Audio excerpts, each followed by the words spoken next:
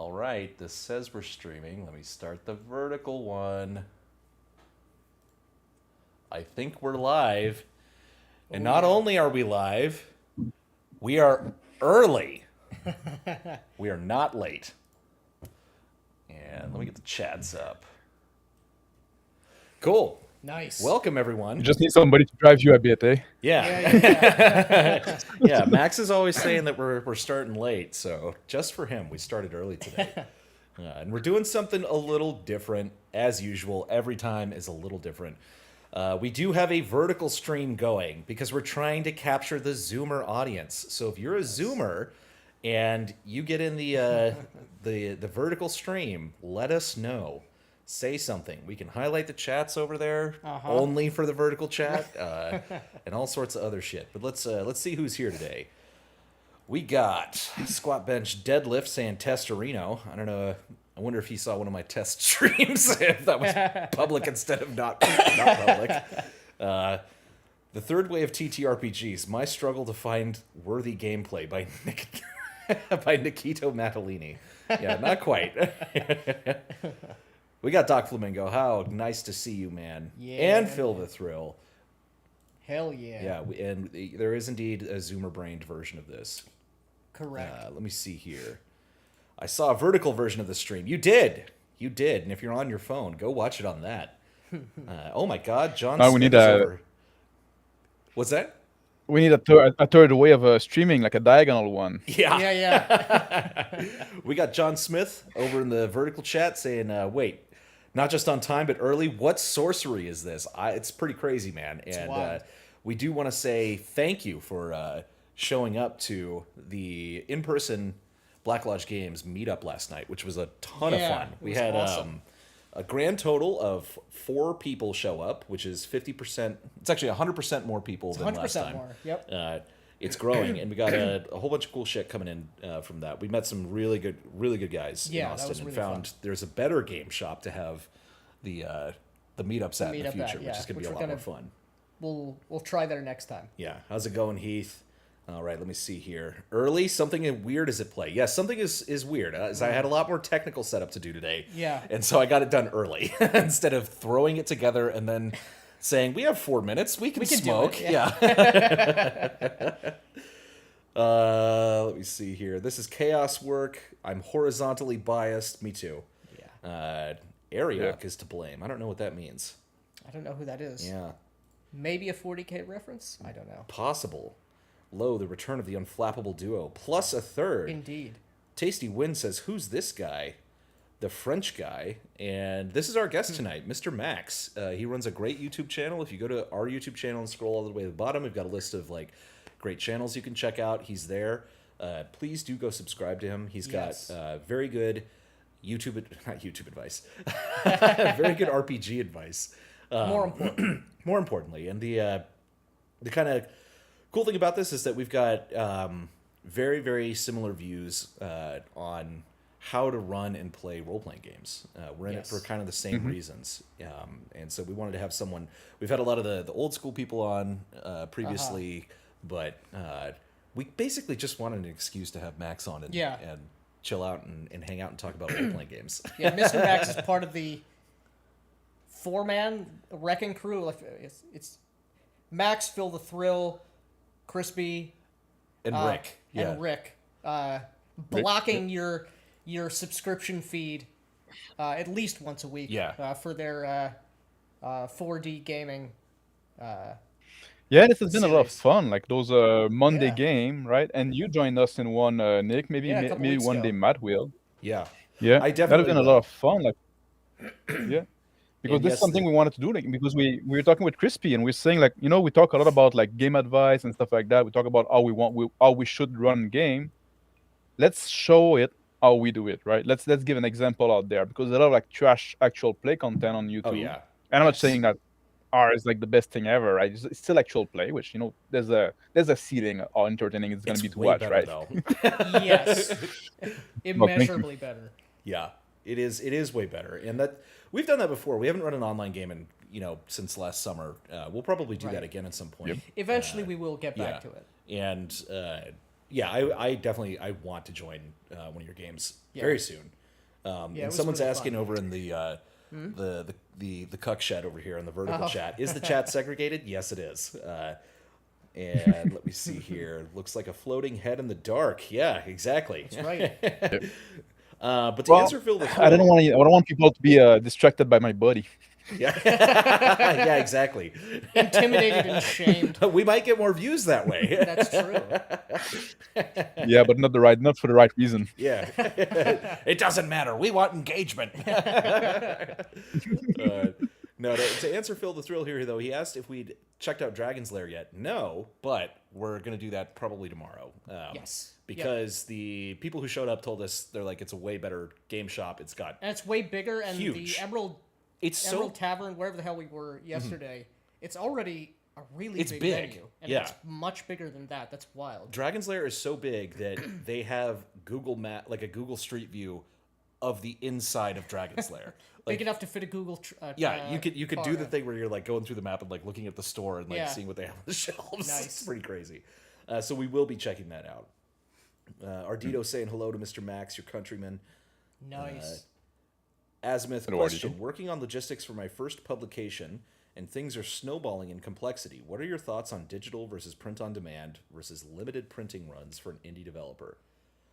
We're still kind of figuring that out. Yeah. So I would say start small.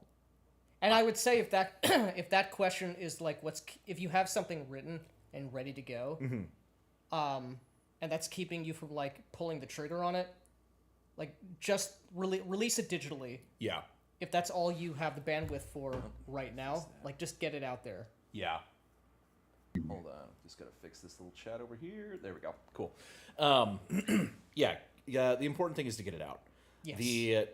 The what we have heard from our friends who've done offset prints is that the cost per unit is much lower, and the quality is obviously much better. But you are going to be responsible for shipping them out, or you're going to have to Right. use a warehousing service that's going to send stuff out for you, and that's going to eat into your profit margins just like a higher unit price would. Yeah. So it's you kind of got to run a lot of numbers, but I would say start small. But we haven't done this yet, so we don't know. I used to have like a series when I was do interview with people that publish stuff, right? And that's usually like the advice, and you can always like put it out digitally, and if you want to do a print on demand later on, Yeah. or a print run, nothing stop you from it. Yeah, But get it out exactly. first, build the True. audience, stuff like that. Yeah. Yeah, build the audience and get some reviews and Yeah, get some reviews, get some feedback, because you can also add additional stuff when Yeah. you're ready and later. exactly, and then just update the file for Yep. the people. But it's also they might catch typos that you didn't, which apparently always happens no matter what. Yeah. But yeah, let's see who else we got here. We got it's a Moorcock thing. Elric's patron. We oh okay yeah. Moorcock apparently lives out here, like Which I did not know Yeah, until like 20 yesterday. minutes away. Elric reference. Yeah, there we go. How's it going, Primeval Fantasy RPG? What's happening, man? Good to see you. It's Jambi. I don't know what that is. Has anyone ever seen Max and Zardos in the same place at the same time?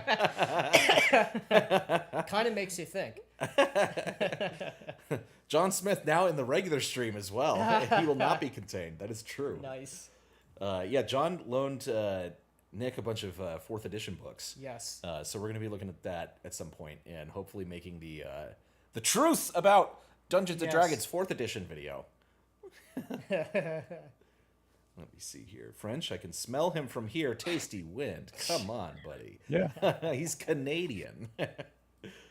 2 streams simultaneously. Exactly. Indeed. I am becoming more powerful. My technical abilities are increasing considerably. Oh boy, I hope I'm not going to have to defend Matt too much tonight. I guess. I don't know. We'll see. We'll see. Yeah. Defend from me? I don't know. I don't think I should attack you. Yeah, I don't think so. Jambi People is... with the reference, Jambi eh? Jambi the genie. Oh, Jambi is a Pee-wee's Playhouse reference. Yeah, okay. You're You right. plebs. Yeah. I left that part off. You're not a true base Yeah. gamer. Oh, man. This is not my final form. We do have 2 separate streams. Yes. And we're waiting for... We just want to see if it increases our reach and more importantly, makes us more money. Because that is the primary motivation of making Clearly. RPGs. Yeah, Yep. it's a very lucrative business. It's really like the get rich quick Yeah. scheme of a hobby. Yes. Yeah, We all know that. yeah. Get rich quick and go broke very, very, very slowly. Right. Follow in the footsteps of all the mega billionaires. Yeah. Don't forget Yeah. to like, y'all. That's exactly correct. Very true. Since we're not using StreamYard tonight, I don't actually know how many people are watching. So I'm gonna Oh have to, yeah. my narcissism cannot be contained. What do we got here? 40 concurrent viewers. I really hope there's 40 likes on the video. Yeah. Anyway, we got our kind of topic for the night, which would be kind of loose, but is there a third way of running a game? Do you have to run a game like Matt Mercer doing the big epic story, pre-planned out encounters and everything like that, or do you have to go the full procedural route and do the old school thing, or is there some other position? And I think the answer is yes. Obviously, it is. Yeah, of course. Of course. But yeah, Max, I've never been in a game that you've run, but how do you just approach starting a new game with new people? When I start a new game, I'm gonna decide on the setting, and I'm gonna decide on a initiating event. So there's gonna something happening, right? That drive the give some impetus for the action. How does impetus for the action to happen? And that's what happened when you learn a language by reading. I do that with English. But what? I said I do that with English as well, on my own. Oh yeah. So you can add some impetus for the action or for the narrative to develop, and then I remain like very very fluid. Like I posted online on my channel like a game that I run called The Witch of Duncanvale, and I just told the guy, I should put the document that I sent to the guy. I just told them like, okay, it's gonna be like about maybe late 15th, early 16th century, something like that, kind of European setting. The common people don't see magic or fantasy really. Mm-hmm. You might believe there is, you might believe they're not, and basically and you're a group of people that are sent to the church to investigate the case of a witch, right? Mm-hmm. So you have to go to this mountainous village and then want to use a priest, and then there's a conflict between the secular world and the church. So now you also have to include like somebody from the university, like an academician, and then there's some military men that accompany you, right? Mm-hmm. And that's basically what I told them, and that's basically also what I had. I had some idea, and then they arrive to the village, and then you make up stuff as they go, and you react to what they say, right? Mm-hmm. I wasn't even sure at the start of the game if there's gonna be a witch. Is it really gonna be a witch? Is it not gonna be a witch? That's not even clear in the end. But at some point, during the game, I thought like, oh, maybe the villagers are not happy to be there because they want to be done with those old tradition, those old like religious institution. Mm-hmm. So maybe that's gonna be a thing. But then the player do something else, and then they align themselves, and then okay, we drop that because they're not interested in that. They're going some other direction. As a GM, I think you're supposed to react to what the player does, because the player control the protagonist of this narrative that we're creating together, and that's not a small part, right? They're not there to be your audience. There should be the one leading. Absolutely. Yeah. No, I completely agree. Because the story we're coming up together is the story of those protagonists. Right, and the this is one of the big things where when people talk about the amount of preparation needed to run these games, I found that once you find a good group of players, you don't really have to prep anything because if the players are active and they're doing things, you can be reactive to them and come up with things. And there's basically no prep needed. From like I'm not making encounters, I'm not doing any of that sort of stuff, which was weird when I found kind of the old school stuff. Was that it's like, no, you should rely on these procedures to do this. Use random encounters and do all of this other stuff. And And I have actually found that some of that I've been incorporating because I feel like it's taken a little bit of the cognitive load off of my shoulders. But I was already kind of doing that, like just on my own, using my imagination. But something that you Yeah, said exactly. that I found really interesting is that you should, from what I'm understanding, you should always come up with a premise about hunting down a magic user. Exactly. all all RPG are about that. Yeah. Killing every magic user you encounter because magic is always evil. Yeah. Yeah. Yes.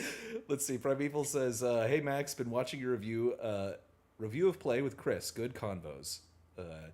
We got Rex Teal here, which is great. But Sir Patcuff actually has something interesting. He says, I'm currently working on a video called Mercer versus Gygax versus Black Lodge. Is there a fourth way? Any tips for content creators? No, there's only our way. Yeah. The answer is there's only one way.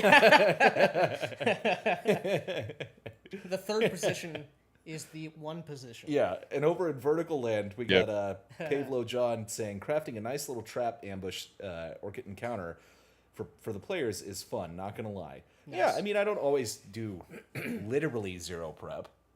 Right, it's not zero Yeah. prep. It's a question of degree, and it's a question of like what are you putting your efforts on and why, right? Yeah. So like you're completely right, Max. It should be protagonist driven, it player character driven. Yeah. And I find not only do I not want to prep or over prep, right? Because that stuff makes me tired and angry even thinking about it, like crafting encounter design and like Yeah, God. all the I don't want to do it, and I won't do it. Yeah. But more than that, And you can't make me. yeah, you definitely can't make me. But I don't even want to establish too defined, even of a premise, generally speaking, before I have the player characters' sort of concepts. Yeah. I'll have a setting in mind, right? A time Yeah. period, a place, a genre, all those things. I'll decide those because that's what's going to get me excited Yeah. to run something. I want to run something in Night City. I want to run something in Dragonlance, or I want to run something in a homebrew setting, or whatever the case may be. That being said, okay, here's sort of where we are, when we are, what this world is like. I'll pitch that to the players. Now you have sort of the foundation of what how your character should fit in here. Go off, do that. By all means, talk to me and whatever, and we'll flesh it out if you want to do it that way. But I don't really want to do anything else until that is set in stone, because it's going to be the character's own motivations which are going to drive the story. Yeah. Nothing is going to move unless they move. Right. But that's also something that depends on the level of freedom you want to give your player. Because sometimes, if I'm gonna have a premise, I can say something like, "There's an army gathering for a campaign, and you're all gonna be traveling together to meet that army." Uh-huh. Now, create character that fit with that context, and find yourself a reason that you're traveling there. You can be a cook, you can be a cleric that's gonna go offer service, spiritual service. Like you got a lot of stuff you can do. Yes. Yeah. But you're gonna be there, and you create your character in function of that. You might not reach that campaign, that camp. You might reach it, and then something Sure. happened there, or Yep. it can go many way. But you got a reason you're together from the start, right? Yeah. You don't need to know each other because you're just a group traveling together, like the Road of Canterbury or some shit like that, right? You definitely can do it that way, and I have done it that way. What I generally prefer to do, this is part of like the fun for me, especially in the initial prep work, I guess, and in the initial session, is okay. You guys have your premise and the broad context in which your characters should exist in. Just make your characters, and I like to there's a number of sensible reasons or sensible circumstances which will bring people together. So I generally like to not start the game or the first session, let's say, where everyone is sort of together for whatever the case may be. That makes sense. We're going to open with a scene with Max with your character, and we're going to be doing what you're doing, and we're going to change scenes to Matt's character and to Bob's whatever, and through the logical circumstances of the events that transpire, we will, within the first session, sort of come together. Now, whether you know each other or not, that's up for you guys to decide, the player characters. Yeah. But I like doing that. Now, I wouldn't do that for like a one shot, right, or for a convention game. Yeah. Right. We did that for one shot actually. In the Traveler one shot, it was like 4 hour long, right? Yeah. A 4 hour long shot, one shot, and we all started separated, not knowing each other. At some point, like me and Crispy's character, we decided we knew each other, but like at the start, we didn't know. Like, and by the end of the session, none of the character I met every other character.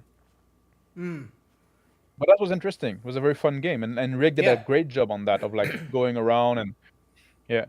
Yeah, I like that. It doesn't matter, you Again, can it do doesn't that. have to be Yeah. that way, Yeah. one way or another. And, But and even if we didn't meet, like the action of one character still impacted like the other character around, right? Absolutely. They still had some. So Yeah. yeah. I just got to interrupt for 1 second. We got a WR Winters who's new in our chat. He's on the vertical stream. He says, "Howdy, found this channel from the VTM videos." oh Great hell stuff. yeah, man. Yeah, we love to hear that. We're trying to reach more of the World of Darkness people. Yes. And They desperately need they help. desperately need help. Yeah, and those have been a lot of fun to make. And more to come. Yeah. Very soon. Yeah, and like I find like so I started running this Axe game. We're like 4 or 5 sessions in, and it's running a module. It's basically like Keep on the Borderlands, and it's done really well. Like it's very properly world built, and it even has like a table for like possible motivations for your players. You know, they're pretty cool. So it's like you can just generate a reason for why your players are all together, even individually or as a party that way. But I had one of our players has never played an RPG before, and so we're starting. You know, I explain. You know, I've taken one of these things. It's like you know, if everybody's having the same dream over and over again. Like you're watching this like bloody heart beating in just this infinite pool of darkness, and if you're lawful, it fills you with thoughts of rage and anger, and if you're chaotic, it fills you with the lust for power. And so they go and talk to the quest giver character, essentially the guy who's put out this call to, and he's like, "Oh, so you mean I have to go on this gay quest? Like I have to go and do this thing?" And I was like, No. no, but- you don't." I was like, if we're playing in good faith, Yeah. but if I was like, you But can by, ignore it. By the initial premise, it's been sort of dictated to you Right. from the start that this thing actually does matter to your character. Yeah, right? exactly. But You can't fool yourself. right. And so I was trying to explain it. I was like, you can do whatever you want. You can go in any other direction. I was like, but I'll let you know there will be consequences if you ignore this. But the thing was, I was sitting there thinking, I was like,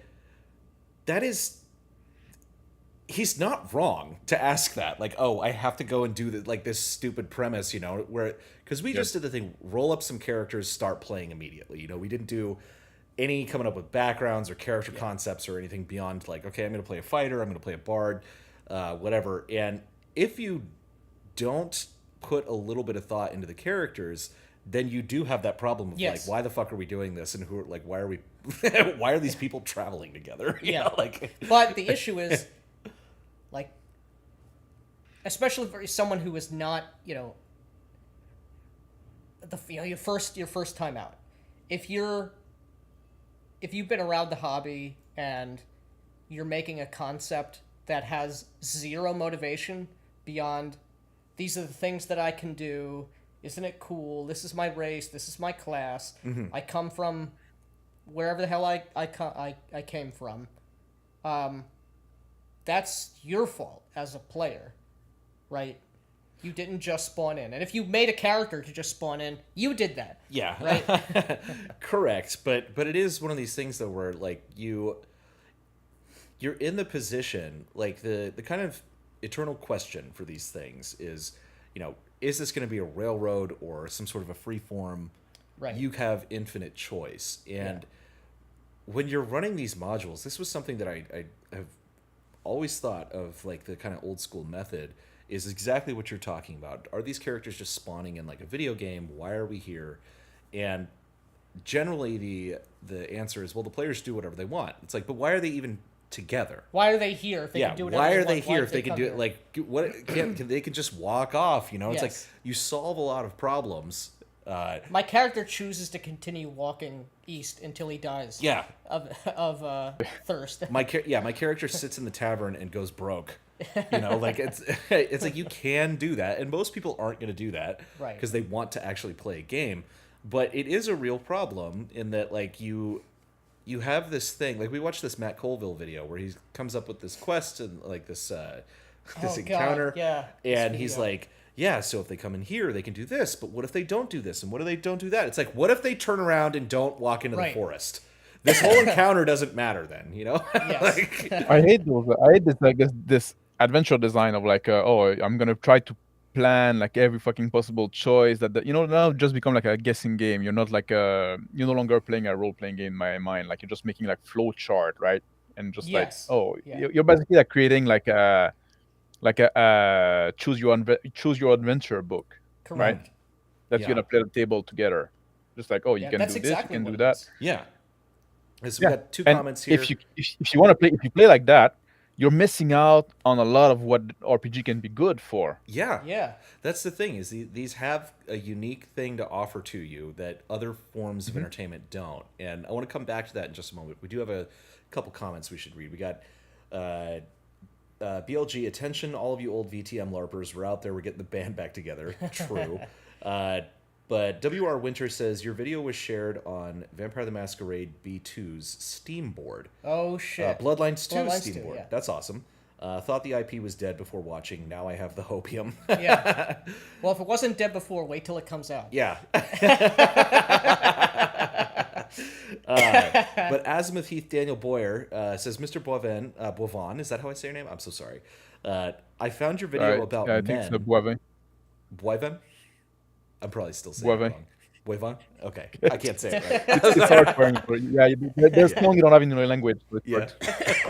hard. But he says, I found your video about men not playing women characters from last year and found it refreshing and insightful. Can you give an example that initiated this position? Likely to be a funny story. I don't have like one stark example, but it's always when you play with those guys and like either they're gonna make like a voice and then it becomes like very annoying, or they don't make a voice, but then you always forget they're woman, and now it's always like to be remembered. It's kind of jarring as well. So like Yeah. I think that kind of break the immersion. Like I just find maybe maybe I wanted it harder in that video than my actual position. Sometimes you're just trying to make a point and get attention, right? Yeah. But I just find mostly that the risk or the cost is not worth it. It doesn't bring anything, right, to the like Yeah. to your anything interesting to your character or to your role play.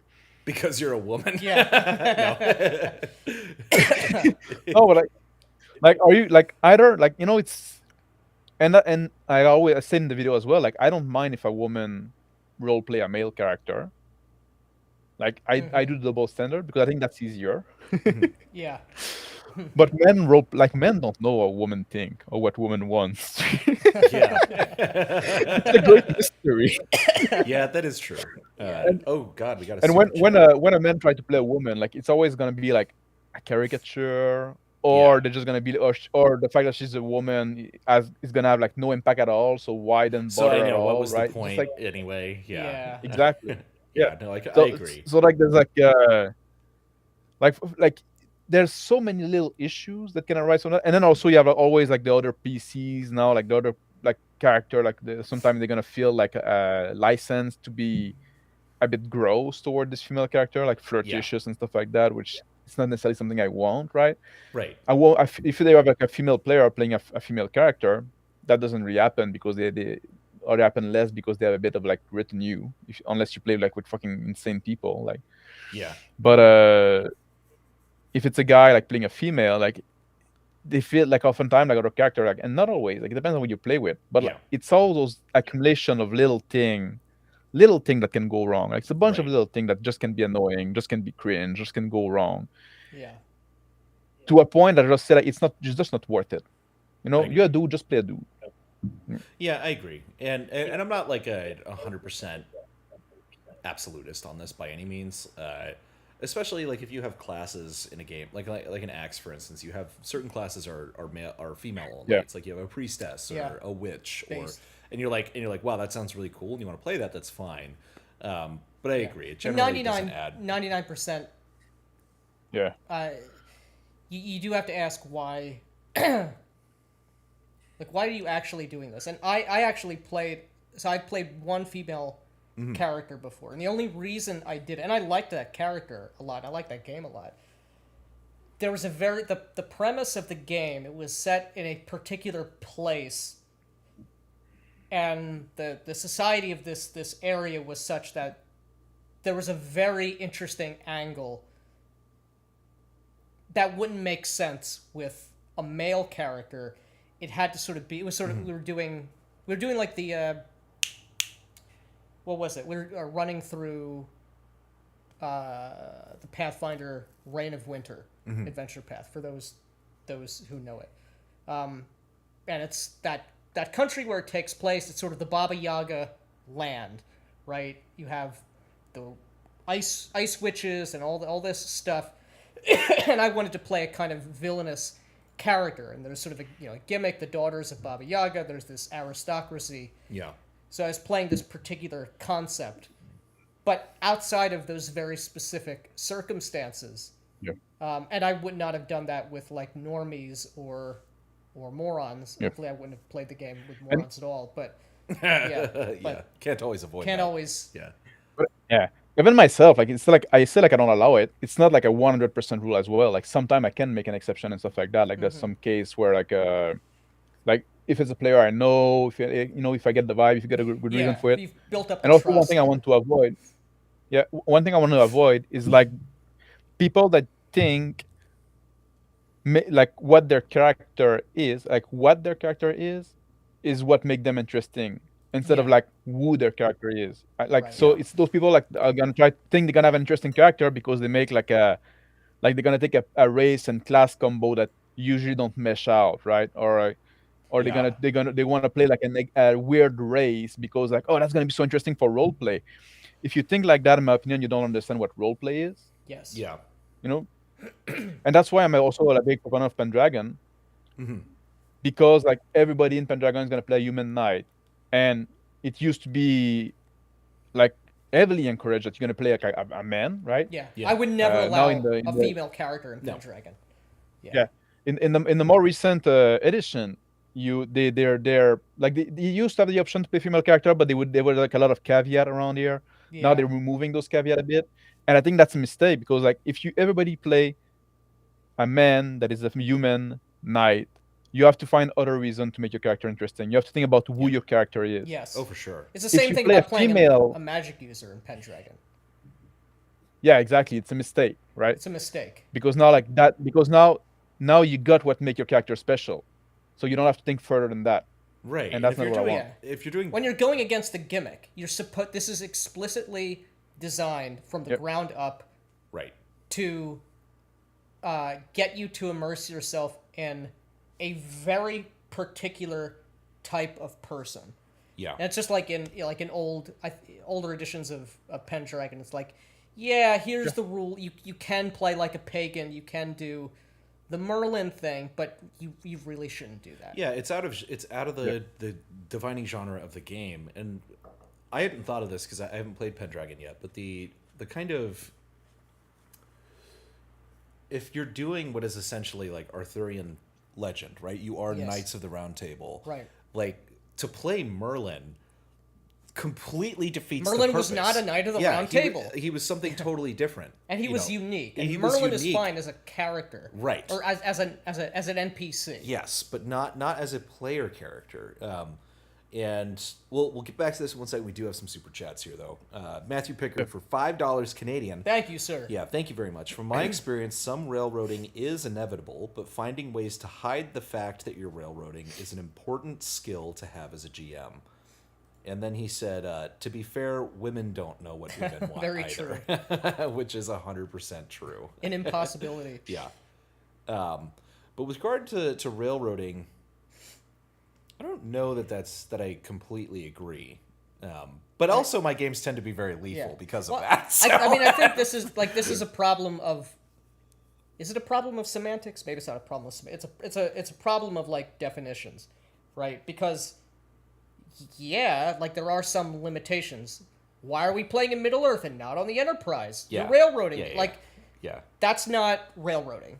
We happened to start the session that I, the GM, railroaded you by opening the scene in this place at this time. Completely arbitrarily, Yeah. right? Like you had no agency in that. That's not railroading. Yeah. Right? There is going to be bounds, the bounds of physics, of genre, of causality. Yeah. That must exist, where you're not saying anything, you're not doing anything. Doc Flamingo's chiming in with a really good observation here, which is we need more women in role playing, to give voice to the prostitutes and saucy tavern wenches who are also prostitutes. True. And then Matthew Pickard again for another $2 Canadian. Thank you. The pen dragon is mightier than the sword dragon. The pen is mightier than the sword. The gimmick I there. get Yeah. it. That's the joke. Well done. And if you're male, why would you want to play an inferior creature anyway? Am I right, guys? Okay. Yeah. All right, K Dolo. Yeah. Nice. No, but if I can chime in about the railroading thing too. Yeah. Yeah. I disagree that some railroading is needed. Like it depends also, like, if there's a threat coming at you, right? There's some guy trying to catch you and you just decide to ignore them and you're just like hanging out in the tavern. And at some point they show up and they burn the tavern down with you in it, right? That's not railroading. That's like consequence Yeah. Right. for your own action. You decided to ignore the threat and stuff like that. Right. But there's the thing we were talking about prep earlier as well. I think the more you prep, the more you will want to use that prep. And that's something I talked when we were talking with Phil the Trill and some other guy also, I forgot who it was. But when we're like starting doing this 4D thing and stuff like that, right? And they say, oh, I'm interested in trying that. I want to join and try to run a game in that way. And we did a few sessions and they say, you know what? I find it much easier when I prep less because you have like characters that are active and that are going to control the character and the character have motivation, they have goal and stuff like that. They're going to do stuff to achieve those goals, right? All your prep in the end, like, kind of get in the way. So yes, you can know where to prep. You can. Some people are gonna want. I want to have some NPCs ready, right? I don't know where they're gonna be in the world. You might not meet them, but at some point, if I need somebody interesting, that's gonna be a guy interesting, right? You can do this kind of stuff. You can have like some other problem that's gonna be brewing back in the background, and at some point you can pull it off, right? Just like if you need a little push, but don't prep story beat. Yeah. Don't prep like, at some point you Yeah, need to do this. 100%. Because even if your players in that case aren't like, because you might have players who are in good faith along for the ride for the story. The second you introduce dice into this, though, if you use the dice rolls, that can throw the story off completely, and often does. Yeah. Even if you and your players want a railroad, you're not going to get a satisfying railroad. You're not going to get like you said, the storytelling experience by virtue not only of the fact that the dice are there, but even if the players don't know what's going to happen, right? So they may be doing what they think is most dramatically resonant, right? And that may not be it, right? So don't think about it. Yeah, Brother Grognard here is saying the dice can kill you, and he was at our meetup last night, which was awesome. Really, we're gonna play some BattleTech and stuff soon. Hell yeah, man. And then we got another person over in the. Give me 1 second, I'll get to you, Max. Pavlo John says there's an old saying in military aviation: have a plan but don't fall in love with the plan seems to apply to RPGs Yeah. as well. Okay. Yeah. Yeah. Sorry, what's up? Apologies. Oh, I forgot what I was about to say in the end. Oh, Oh yeah, I terrible was saying like guest. What are you? You're if you, ruining the stream, you know, Max. No. sorry, I was about to say. Well, if you didn't interrupt me, I think the fault is on the host. Completely. if you if you go with the railroad thing, the more you do the railroad thing, the more you're gonna train your player to be passive as well. They're just gonna be Yeah. wait to be told the next part of the story, right? Or how to unlock and they don't they it take them out of the mindset of the character, and now they're just like trying to, oh, okay, how do we get to the next part of the story? Like what do I need to do instead of what my character wants to do or needs to do, right? Yeah. Yeah. Change the mindset. And that's the thing too. If you play a video game, if you do like this, those like fighting fantasy books, stuff like that, you're always gonna be a bit in the railroad, right? Especially in video game, and those are Yeah. great for that. I always go back to that. RPG can do something that all those other Right. medium cannot do. Yeah. So Yeah. lean into that. Yeah, and that's the most fun and rewarding part of the experience is this thing that Hmm. RPGs do that other forms of entertainment don't do because you're not just along for a ride. You get to be an active participant in shaping this Yep. world that you're in. And like when there's like Macrease talks about kind of the agency theory of fun where the most fun comes out of the fact that you can make these choices and you deal with the consequences. Hmm. And when you do that, that I think allows you to get into character. If you don't have any agency, then you're not really getting into character, and you don't get the kind of aha like moment that we call the immersive experience. And that is the thing that RPGs do Yep. that nothing else can do. Like a video game can't do this. I mean, it can do it. Like you can have like I find horror games, like first person horror games, can be Sure. very immersive in that sense that like yeah you're scared and you're feeling kind of Yeah. like you're there, but you're still put up with all of these visible and invisible walls that you can't. I can't Right. go off the script. Yes. I'm stuck within the And maze that's that something they've that constructed. that's something like when we talk about like third position as well, like one thing that drives me fucking nuts is when people like make this dichotomy between like role playing and game, right? It's a role playing Oh game, yeah. so you need to have the role playing, but it also the game aspect and stuff like that. And I say no, well, role playing when you're in the mindset of your character and when you're like making up stuff as they go, that is playing the game. Yeah. It's not Yeah. a separate part from like the game part of role playing game. Yes, it's also the dice and stuff like that, right? And the character sheet and those game elements, but the role playing and the interaction between us, it's also part of the game, like figuring out what's gonna happen. And when you're the GM and you go in with almost no prep, and now you have to think on your seat, right? And you have to react to what Yeah. that's also fucking part of the game. That's fun, It's right? That's fun. challenging. Yeah. And sometimes you do something and you think after the game and you say, you know what? In that situation, I should have done that. It would have been cooler.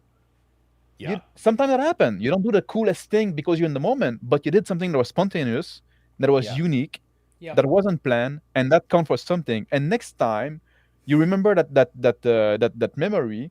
And next time you're in a similar situation, now you can do the cooler thing. We Right. build up when it's a skill you develop, but that's all part of the game. That's it. That's this reaction there, right? Yeah. And this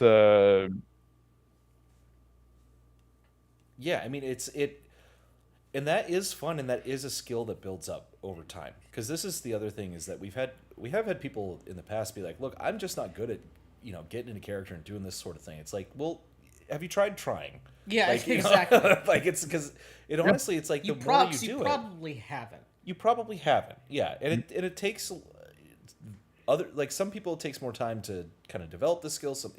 Yeah. Some people are just good at certain types And of it can be things from the hard right if, off the like, bat. you're in a trash game Yes. with people who just want to goof off. It's like, Yeah. yep, I get it. I Yeah. get it. But But- it is something you can get better at over time. And that and as a GM having those skills of improvising, once you discover that the improvising part of it and the being on your toes is the fun part of being the game master, then it's like, oh, I just want to always do that. Yeah. Yeah. And Yes. I want to get to K Dolo here though for another $5. Yeah. He said, just like with movies and convenience, any railroading in a game should be used as the inciting circumstances at the beginning and never after. And I agree, but Yeah. Yeah. I don't even consider that railroading because I it's don't- just it's like that- here's that's the just a- premise. No. Yeah, it's just a premise. Like, Yeah, you just Yes. get the ball rolling, right. and then you see where it goes, right? Yeah, Yeah. completely. Yeah, And exactly. there's nothing wrong with a premise. In fact, your premise should be, most of the time, like fairly, like loud and bombastic, and it should be clear, bold and Yeah. clear, understandable, and Yeah. propel things And- forward. You got a premise, but you don't have a resolution for that premise. Right. Yes. Right. don't know. It can go in any direction, and oftentimes it can go in because I think about things. I'm like, oh well, it could go this way, it could go this way, and then the players inevitably find some third way Yeah. that I've not accounted for, which is always more Yeah. interesting. Speaking of third ways, but Matthew Pickard for $2 here saying, you know, also had a third way, Hitler. Thanks for the $2. Well played. Yeah. And Azimuth Heath Daniel Boyer saying the key word here is emergence. Railroading does not produce an emergent story any more than a sandbox game that is completely aimless. That is Yeah. correct. And we got Well, another super aimless, chat. yeah. Oh my gosh, you guys are just But throwing money at like us. wait, aimless, like when you say aimless, that's the thing too. It's what is the aim? Like, does the character have goal and want to try something, right? That's Yeah. the thing too. It can just be that you want a sandbox, and one of the guy like, oh, I want to make myself king by my own hand. One guy say, I want this thing. Well, can they work together? If not, like then you have a shit game. But if they can work together and they try to do stuff, right? I can work with that. Yeah, Yeah. exactly. Like that. You have to. There's no person who has ever lived who doesn't want something. Right. Everybody Oh, there are has some people goals. Well, yeah. Some people might want bad, evil things. Yeah. And many do. But again, Well, I mean, NPCs don't. even if, Yeah, don't really NPCs have don't. goals. yeah. Yeah. Well, they have very tepid goals. They haven't reached the level of like sophistication to even be a player character. Right. Right. But I mean, like that's even an NPC, like in the real world. Yeah, sense of the an derogatory NPC. real It's world like sense. Yeah. even they aren't just spawning in. So like, Yeah. if you can't be better than a regular normie, like what the fuck are you doing? Yeah. Why are just- you a player character then, right? Yeah, Right. the answer is you're not, and Yeah. get out if you can't get if you can't get better. All right. Heard some lightning. I gotta put my dog's earmuffs on. I'll be right back. But we do have All right. Doc Flamingo here for $10. Says, I think there's a lot of confusion about terms. Railroading is different from having a narrative structure, i.e., planning a series of events that are going to happen in the game worlds to react to. And I'll let you guys take this. Yeah. I mean, Yeah, yeah, go I ahead. wouldn't plot it out, right? It's one thing if, okay, I mean, like, here we go talking about vampire again. Like, but vampire is very, it's very useful as like a lens to look at this because the world is the city, right? So it's a small microcosm. Yeah, you're generally not leaving the city. In the city, there are people. They have varying levels of power. They have various responsibilities. They have goals, and there are certain things which are taking place amongst the dynamics of the city that can happen, will happen, with or without the intervention of the players. But again, it's not a story beat thing. Okay, by session 4, this guy is I know beforehand that at session 4, this guy is going to do a double cross on that guy, and he's going to make this disaster happen. I may know these two NPCs are at odds, right? And they're working against each other. But I don't know any more than that, right? I don't know when it's going to happen. And that's the difference. Again, you have the logic of the world and the people in in that world versus, okay, chapter 1, boom, this happens. Chapter 2, this happens. Then by book 2, we all need to be here, and these things are going to be taking place, right? Yeah, Yeah. I do. Because I like do. you said, it's all right to have like a character that have goal in your setting and stuff like that, and they're gonna try to achieve stuff, and you can say like, or like, oh, there's an army working toward town, like they're gonna be there in 3 weeks and stuff like that, and then like Uh-huh. the player like control the time's flow, right? Because if they Mm-hmm. just fuck around, they do stuff, they go on a ship for 2 weeks, well then the army keep moving, right? The world still keep advancing. Yes. Right. So there's this one thing which I support a lot. And if you play like a vampire game, maybe there's a guy that wants something like, and he got a plan and stuff like that. Like that can happen. That's a character having a plan, right? So Yeah. it's not a player character, but there's still character in the world. Yep. And if nobody interact with if like the PC don't interact with the plan, maybe things are gonna unfold. But maybe also it's not gonna be relevant anymore. Maybe it's not gonna be Yeah. interesting. It may So don't not. force it on your player as well. If the Yeah. player Don't. like go do Yeah. something else, like they fucking move away in a different city and stuff like that, well Right. then The event's not I'm not following gonna them. bring them back Right. to that. Yeah, Yeah. exactly. Like it might Yeah. happen, but then they're just gonna find out once they come back, right? They don't Right. know, right? And then you're gonna come back to the city and say, "Oh, now this happened while you were away." Yeah. Mm-hmm. So there those things. But And sometimes and also, that's like a the that's a narrative goes somewhere else. We're telling a story of those protagonists, right? Like I said, Mm-hmm. well, if there's enough going on, it's something interesting, you can let go. Those idea, right? Yeah. Just like And you you should can let let you can go. let them go, yeah. keep them for the day. Yeah, exactly. You Yeah. you should let go, and that is something though is that I really like doing is the NPCs. They don't just disappear when the player characters leave. Like they Hmm. have Yeah. plans and they do things, and when people come back through different locations that they've already been at, like the world should have kept turning. They're not Yep. simply a literal, like it's not like the blacksmith in Diablo who's just always He's sitting always there. there. Yeah. You Yeah. can't make him move. He's always going to be there. Right. Exactly. It's the type of thing that like they're out doing things, and the world especially is out doing things. And this is something that I think that like campaign setting books, if you're using those, they should have uh, like world event tables, or at least inspiration for events for things that can just be happening. It doesn't, and these aren't like story things. It's just like, there's a festival going on, or Yep. an army moved through here or is moving through here. Things that can be unexpected to you, but give you inspiration. And I don't even care if you roll on the table or if you just look at it every once in a while and pick Right. one. Like doesn't really matter. But the world should turn. Like there should be things going on, because that's and it's not just about like portraying a living world. It's also just giving them more opportunities to do stuff. Like Right. different They're things to not latch forced. onto. It's like what's happening. They're like, Yes. that's a festival. That's interesting. Let's go check that out. And now Well, you're it's not interesting. Yeah. new Right. NPCs But that are going to be talking to them. And yeah, Right. I would also say, like, like make those things happen when they have nothing to do with what's happening as well, like as a background stuff, right? Maybe they're just going through that town. Maybe they want something, but now there's a yeah, festival going on. You don't Mm-hmm. expect necessarily like they don't have to interact with it, Right. but if you just have like those things happening in the background, right? It make yeah, the world feel alive. right. And this is Yeah. You just Primeval don't want to do Fantasy. like Yeah, exactly. Primeval Fantasy says once a campaign is in full swing, another serious duty of the GM is to adjudicate all of the cause and effect chains reverberating throughout the world.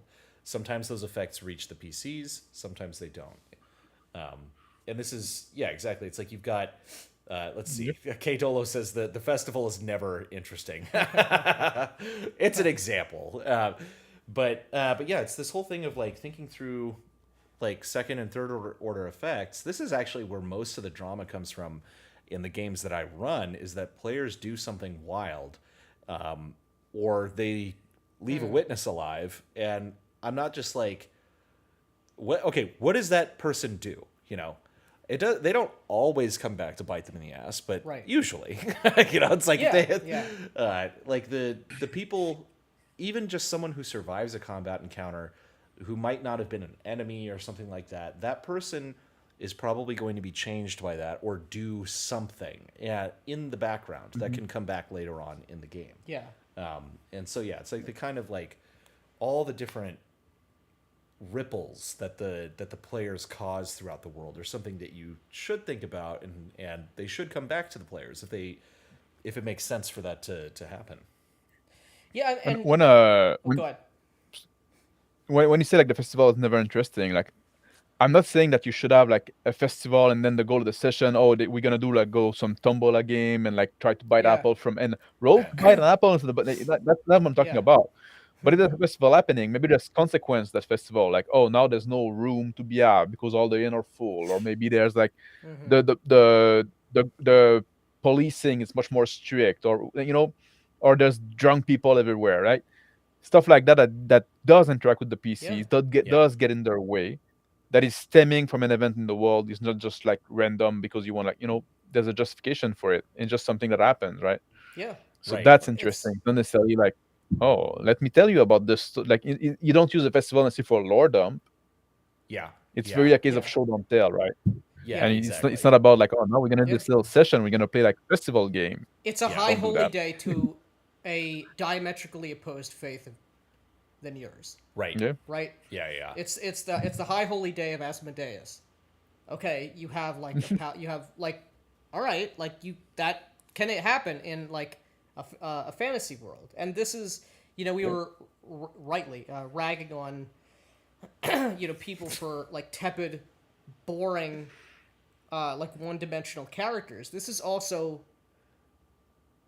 this is part of like the onus is on the GM. If you want to get better at this, even setting aside the question of sort of what is or what isn't relevant to the player characters, because ultimately that's on them. Like you want to get rid of the invisible walls, right? You Yes. want to make this show people that this is not a video game, this is not a novel. Holidays happen. If you have 12 like major religions, Yeah. or even if you have like a monotheistic religion, like here's the saint's feast day. Here's all of these things will happen in a complex, real, living world, Yeah. right? And so you have to do this to make the world feel more believable. Yeah.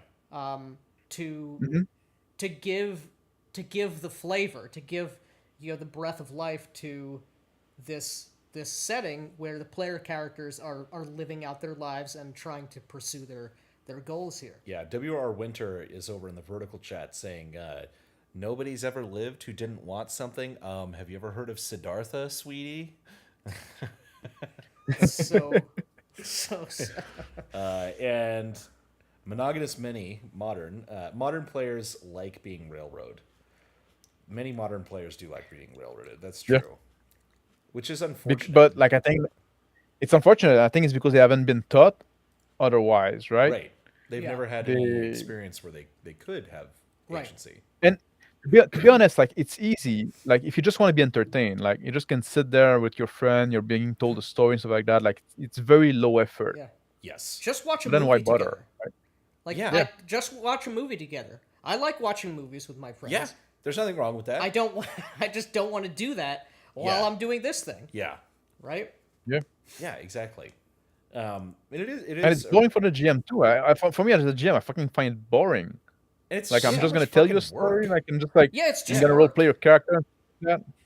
Yeah. fuck you, like Yeah. you asshole. I'm a player too. Yeah, you wasted my time, Yeah. which I hate. K Dolo is that I believe. The festivals in 5e books are never interesting. That I believe 100%. Let's see here. We got Yeah. Spam Viking saying GMs should always keep strict time. Sorry, my dog is not happy about the thunder right now. Just snorting. And you can put him like earmuff and he keep them on. Oh yeah. They snap Oh, yeah. on. She'll try to take them off Oh. after a while. I gave her catnip So they're like earlier. dog earmuff. Yeah, they're like hearing protection like you'd wear at a shooting range, but for dogs. But I also I gave her didn't know that was a thing. Yeah, yeah. Well, my dog really hates lightning. Like really hates lightning.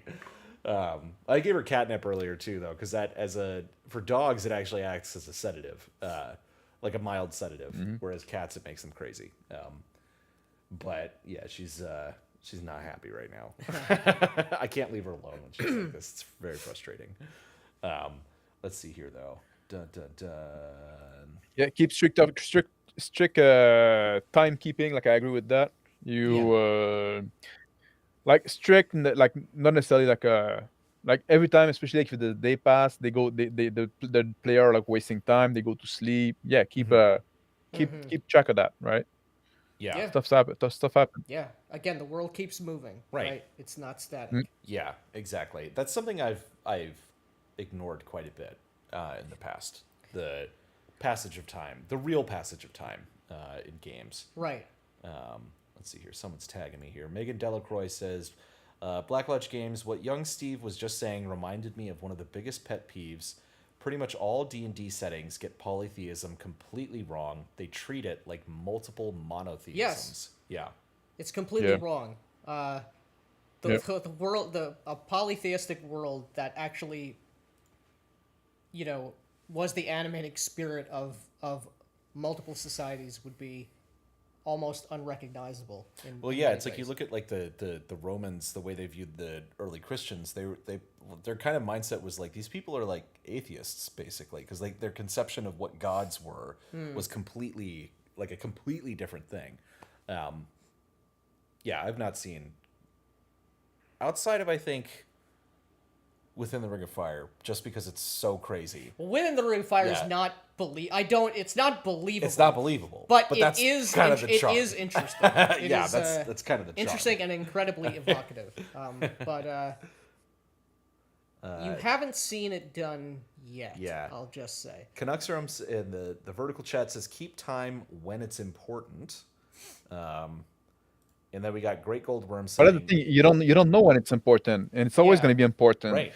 And like at some point, like you don't want like, oh, now it's going to be important, but I don't know how much time passed since Yeah, you just should. Yeah. it You doesn't always take have to that much keep it effort. in mind. Yeah. And Yeah. it's so easy too to do the crazy. I went from level 1 to 10 in 4 days of game Right. time. If you're not Yeah, really exactly. thinking about it. Yeah. Great Gold Worm saying exactly right. I've created a 13-month calendar with holidays for my homebrew game. I've Nice. started using the Hyperborean calendar, which I think is 13 months, and it's just 28 days per month, so it's very easy. It's just 4 Yeah. weeks. It's working out. It's working out really well. I haven't done the Yep. the one-to-one time thing yet, but I am going to give that a shot because it does actually sound pretty interesting to me. There's another reason. Yeah, a lot of why- people like misunderstand one time as well. Oh yeah, I did. That's something that Yeah, what? I did. I definitely Yeah. misunderstood it. Yeah. It's only like it's not like it's like only in the downtime between session that is one Right. to one basically. Like when you're at the table, like yeah, if you want to role play for 3 days during your session, right? You Yeah. can, or for 3 weeks, you can. Yeah, It just means you won't be able to role play those character again for 3 weeks. right. You have to have the world time to catch up. Yeah, exactly. But I don't know why people like misunderstand it so much. I don't It's know not why that people- complicated. Yeah. I know it's really not that complicated. That's the appeal of it too, is that it's really easy. The only thing that I put out a question recently because right now we're playing a single party, we're doing this dungeon crawl through this module, and once we're done with it, hey, come here, don't go over there. When we're done with the dungeon crawl, I want to give this a shot, but I was like, okay, should I put whenever they get into time jail and they have to make new characters, should they be somewhere else in the world, or if they're too close, is that going to allow them to try and exploit time problems and cause issues? So I'm trying to figure that out still. Some people basically, it was kind of split 50-50 as to whether to keep them in the same region or not. But it does, the kind of appeal of it too is if you're putting your characters in time jail and you want to keep playing, you have to play new characters. And I like that idea of like troop style play Yeah, and having it's a different style. multiple yeah. things affecting the world from different areas. Come here. Come here. You guys can continue talking. I just gotta Yeah. get the dog. Yeah, it's a. This is another reason why Dragonlance is the best published D&D setting, because it has an in-world consequence of for timekeeping. If you have Yeah. any of the Wizards of High Sorcery, what phase the moon is in, and what robes you are, is going to dictate mechanically how much power you have and sort of what you Yeah. can do. And obviously your character will be paying attention to and aware of the moon cycle. This is a thing that would you would have conscious awareness with regards to your decisions. What the fuck? This thing, the volume keeps going down on the mic. That's really frustrating. Sorry about that, guys. Oh. But thank you guys for letting us know in the chat that the mic is low. Thank you.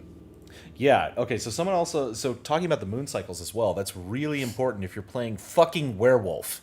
Yeah, Like- right. Yeah. You need to know what the moon is doing. Yes. Phil the Thrill saying he needs more festivals. My Pantheon is better than yours. Let me prove it by erasing your people, some cleric player. That would be a good cleric player. You'd actually be Yeah, you'd actually be role-playing the cleric. right, rather than like this. It's not even like ecumenicalism. It's just like I'm basically an atheist. Yeah. I don't believe in anything, let alone my own supposed faith. Right. But somehow my god keeps granting me miracles. Life-altering powers. Yeah. A good game setting will give you holidays as possible seeds and food for thought. That's true. Yes. And yes, it's the lunar calendar. 13 months, 28 days. Yeah. If And you're that's the not thing so also, like- powerful, then why can I smite you?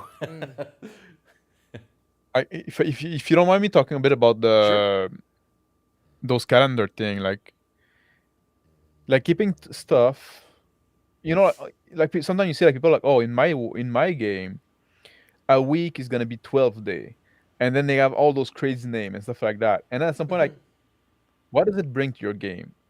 It makes your world more unique, but in a way that doesn't fucking matter at all, right? In a way that You're is just like making it forgettable. like harder for the. Yeah. Sorry? Yeah, Yeah. It the most forgettable way possible. Yeah, you're right. Yeah, exactly. But I see a lot of people try to do that, and like, don't make the fucking setting the star of the show. The player character is supposed to be, right. The setting is the background where they evolve. So the thing that don't matter like that, keep them simple. Like, don't fucking make up like new word for no good reason, right? Yeah. Right. So you can like keep it simple, so you can so the player can make assumption, and so it gets out of the way, so we can focus on the, you don't want to do, oh, actually in that game like a week is 9 days, right? Just Yeah. like, By the who the fuck way, care? Yeah. like you fucking Yeah. asshole. Yeah. Like We also don't use kilometers or miles. We have a different designation. yeah, right. Yeah. Yeah. And, Right. and the distance Yeah. is Yeah, somewhere exactly, in like, between a kilometer and a Yeah. mile. Yeah. Actually, a day is 25 hours Yeah. long. Like, okay, thank you. That means nothing. Yeah, to and it's the me same thing has- with religion as well. Yeah.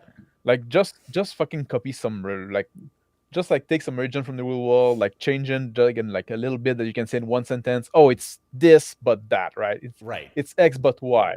All right, we get it, right? Yeah. I can work with that. And that's a kind of a broader thing too, just about like designing a campaign world. I really think that people should draw a lot from history, even if it's not. You don't. It doesn't have to be like, oh, this is literally fantasy, like Or it's Poland just- or something like right. that. It's like you can. But drawing conflicts from history, there's so much there Yeah. for inspiration, and Yep. it immediately gives it a sense of reality because it was real, depending on who wrote the history. But Stormcrow says, Black Lodge Games, howdy y'all. First time commenting on you guys. Anyways, I'm developing a tropical cyberpunk setting called Sierra. Oh, damn. I'm using Cyberpunk Red. Any advice on how to make that engaging?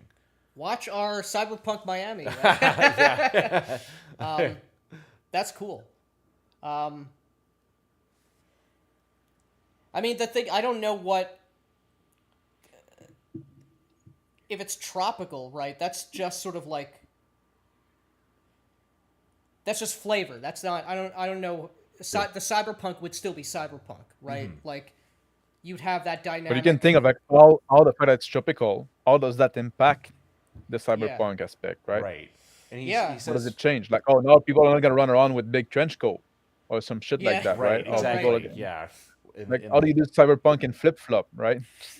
Hell yeah. He says, for more context, I only ran one Deadlands one shot, and I've been a player for 5 sessions. That's the extent of the TTRPG career.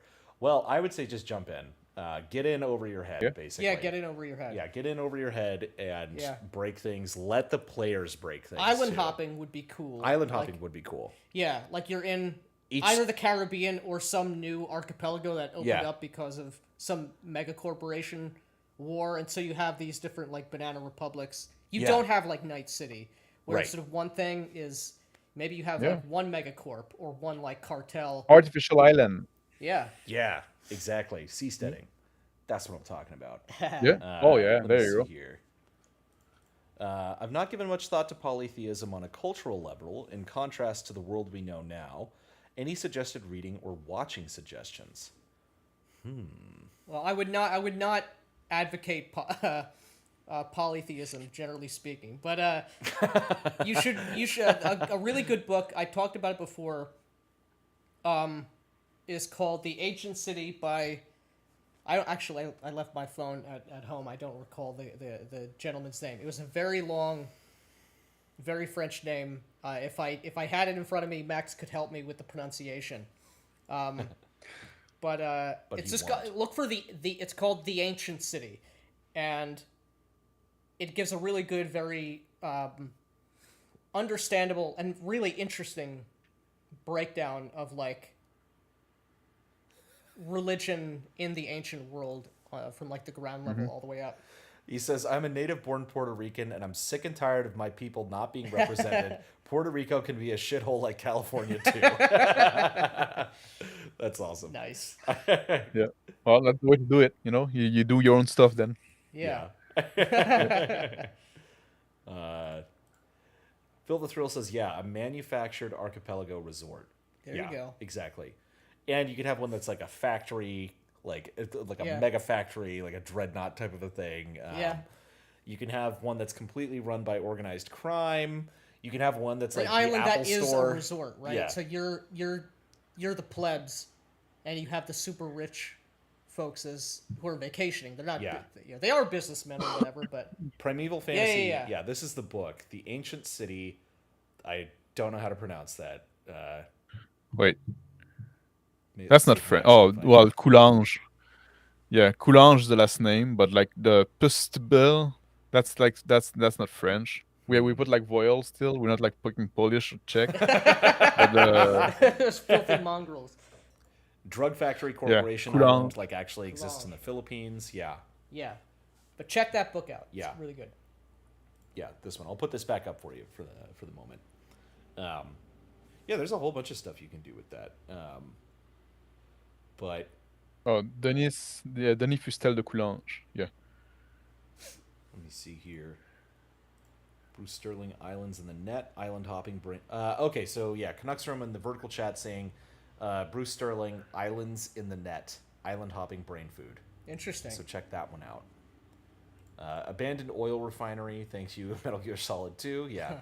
Bum. I found the book I was thinking of, read it in college a while ago, An Introduction to Roman Religion by John Scheid, or Sheed. Yeah, and I think also with politism, like one thing that, and I might be biased on that, obviously, because I'm very Catholic. But like politism doesn't offer like the same kind of like moral framework that monotheism does, because you have a bunch of Yes. gods that all have different value and stuff like that, and you can always, Right. always find a god that agree Yeah. with whatever you want to do, right? And people Yeah. don't worship one god; they worship the pantheon and stuff like right. that. And even when you meet like a foreign people, you know, you have a bunch of gods, so yeah, those other people, their god can exist too. Like, and they're not my god. Like, and people always try to mesh them. Like, oh, Jupiter. Oh, that's like Thor, right? That's why, like in French, we call Jupiter like jeudi, which is like Jupiter dies, like the day of Jupiter. And in English, you call him Thursday because it's the day of Thor, right? Right.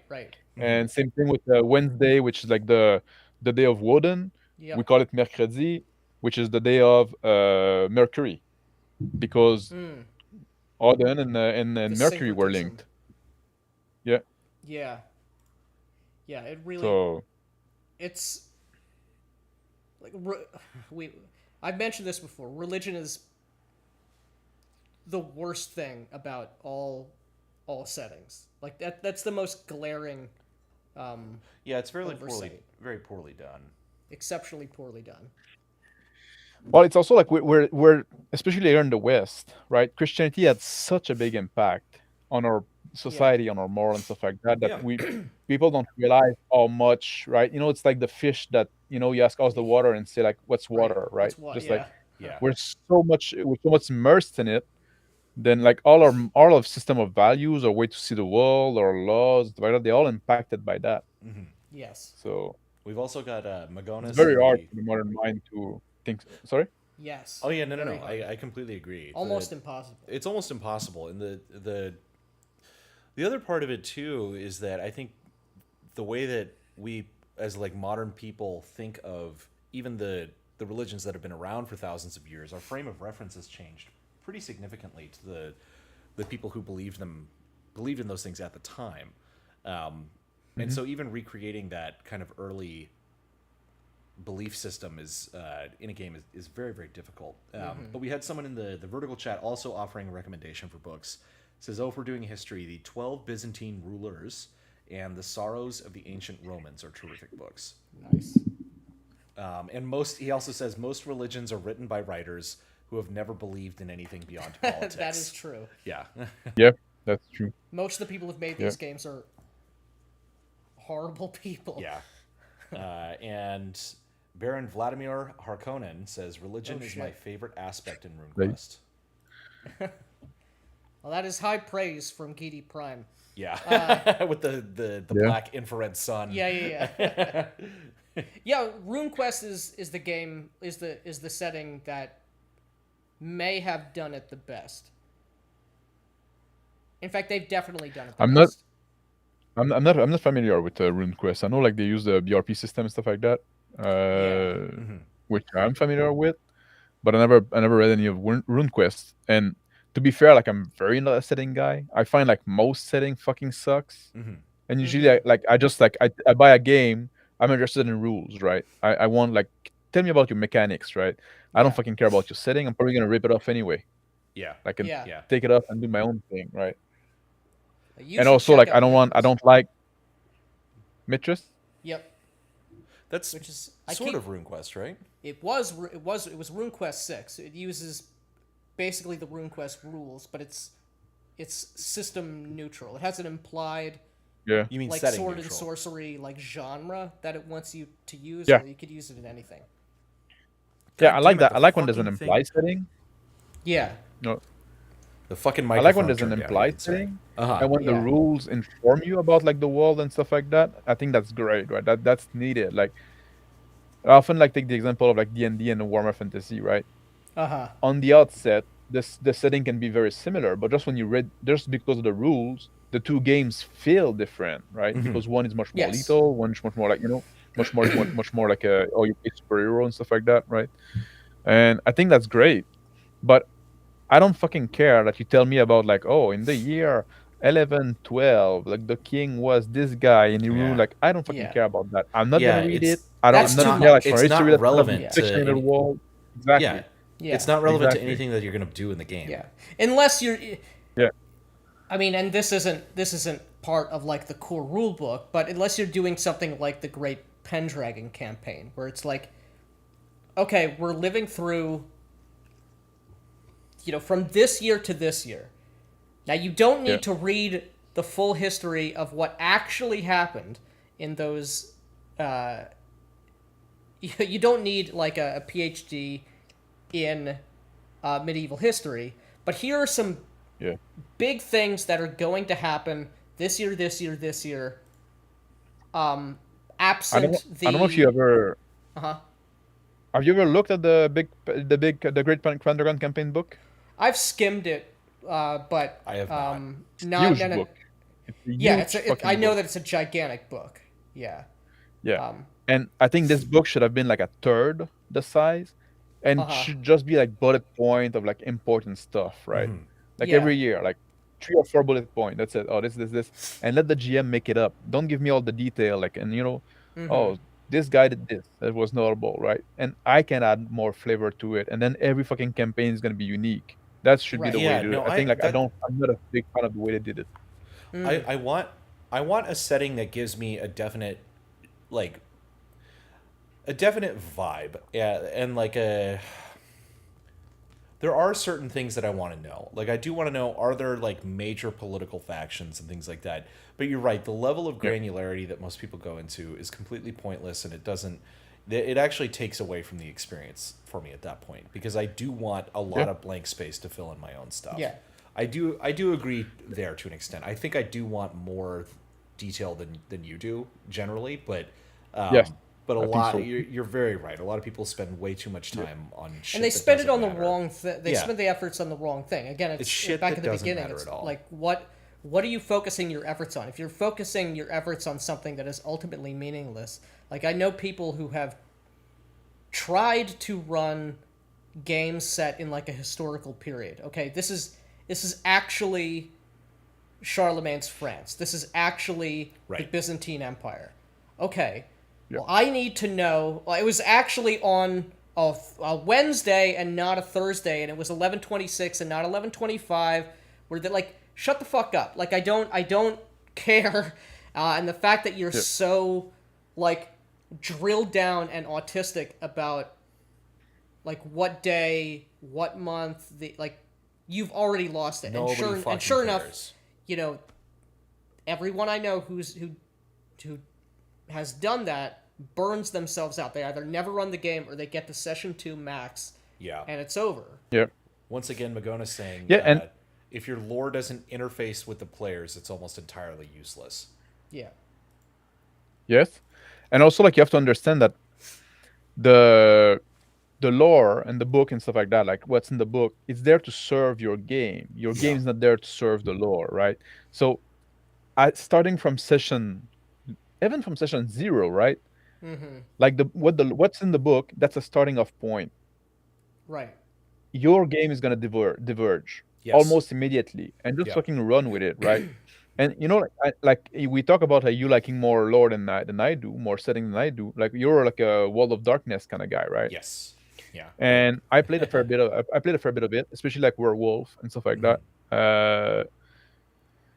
And you know, there's some stuff in the Werewolf lore that I find fucking cool, right? Oh, the Yeah. tribe, the clan with the Umbra and stuff like that. That's cool. That's fine. And like, oh, the thing with the Black Spiral Dancer and the Weaver, the Worm, Yeah. the Wild. All this is cool, but all this can be told like as a bunch of bullet points in one page. Yes. And that's for me, that's what it Yeah. should be. And then let me fill in the blank. Like let my brain of the GM and the player fill in the blank and interpret what we get from those broad concepts. Don't give me all the detail, right? Right. That's Like and that is let actually my imagination run wild with it. Right. Yes, I completely agree, and that's one reason that the old World of Darkness stuff, with all of its prophecies and NPCs and the meta plot, I did hate that. By was the bad. End. It was very Yeah. bad, and it left essentially no room for your own kind of creative interpretation, and that was what I found to be the big advantage of the new World of Darkness reboot that everyone hated, was that it didn't have any lore. You had Right. Yeah. your clans that had like some flavor text basically about them. Yeah. You had a couple of political factions, and the rest of it was a mystery, and it was deliberately a mystery. And vampires that went into torpor, when they woke up, they've just been having these like psychic nightmares for 1,000 years, and their memory is Swiss cheese, so they don't even remember. They can't remember what's real and what isn't about their own past. So it's like everything is lost to time, and that was very liberating for me.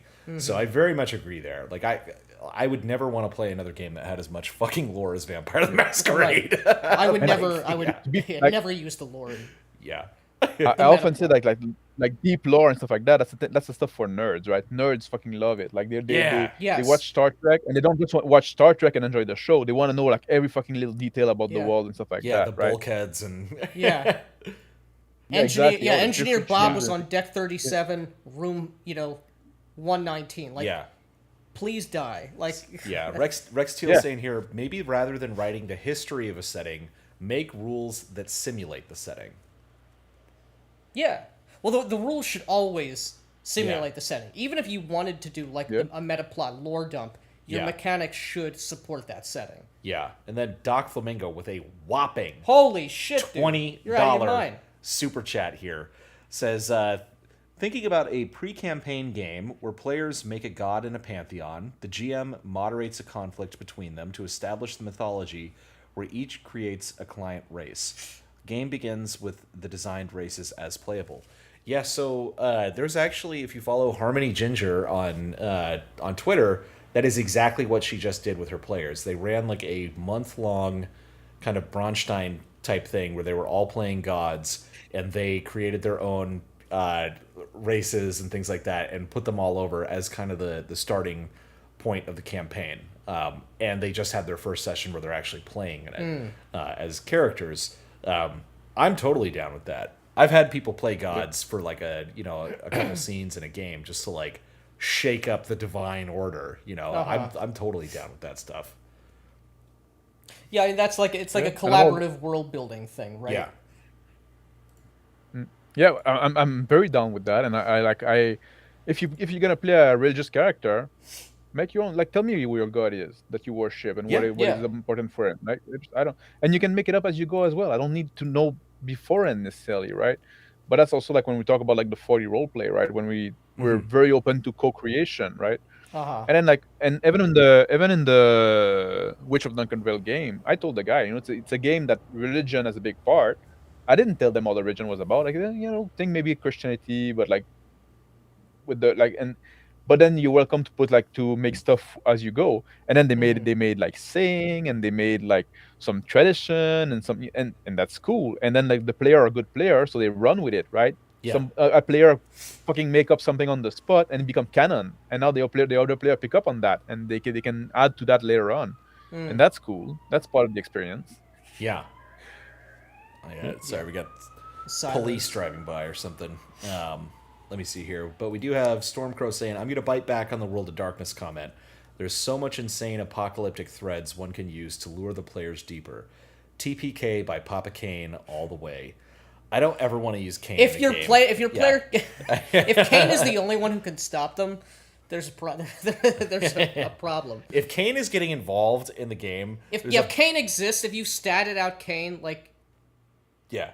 burn your books. I mean the But you're not wrong. Like parts of the lore are cool, as you said, Max. Like, yeah, like some things are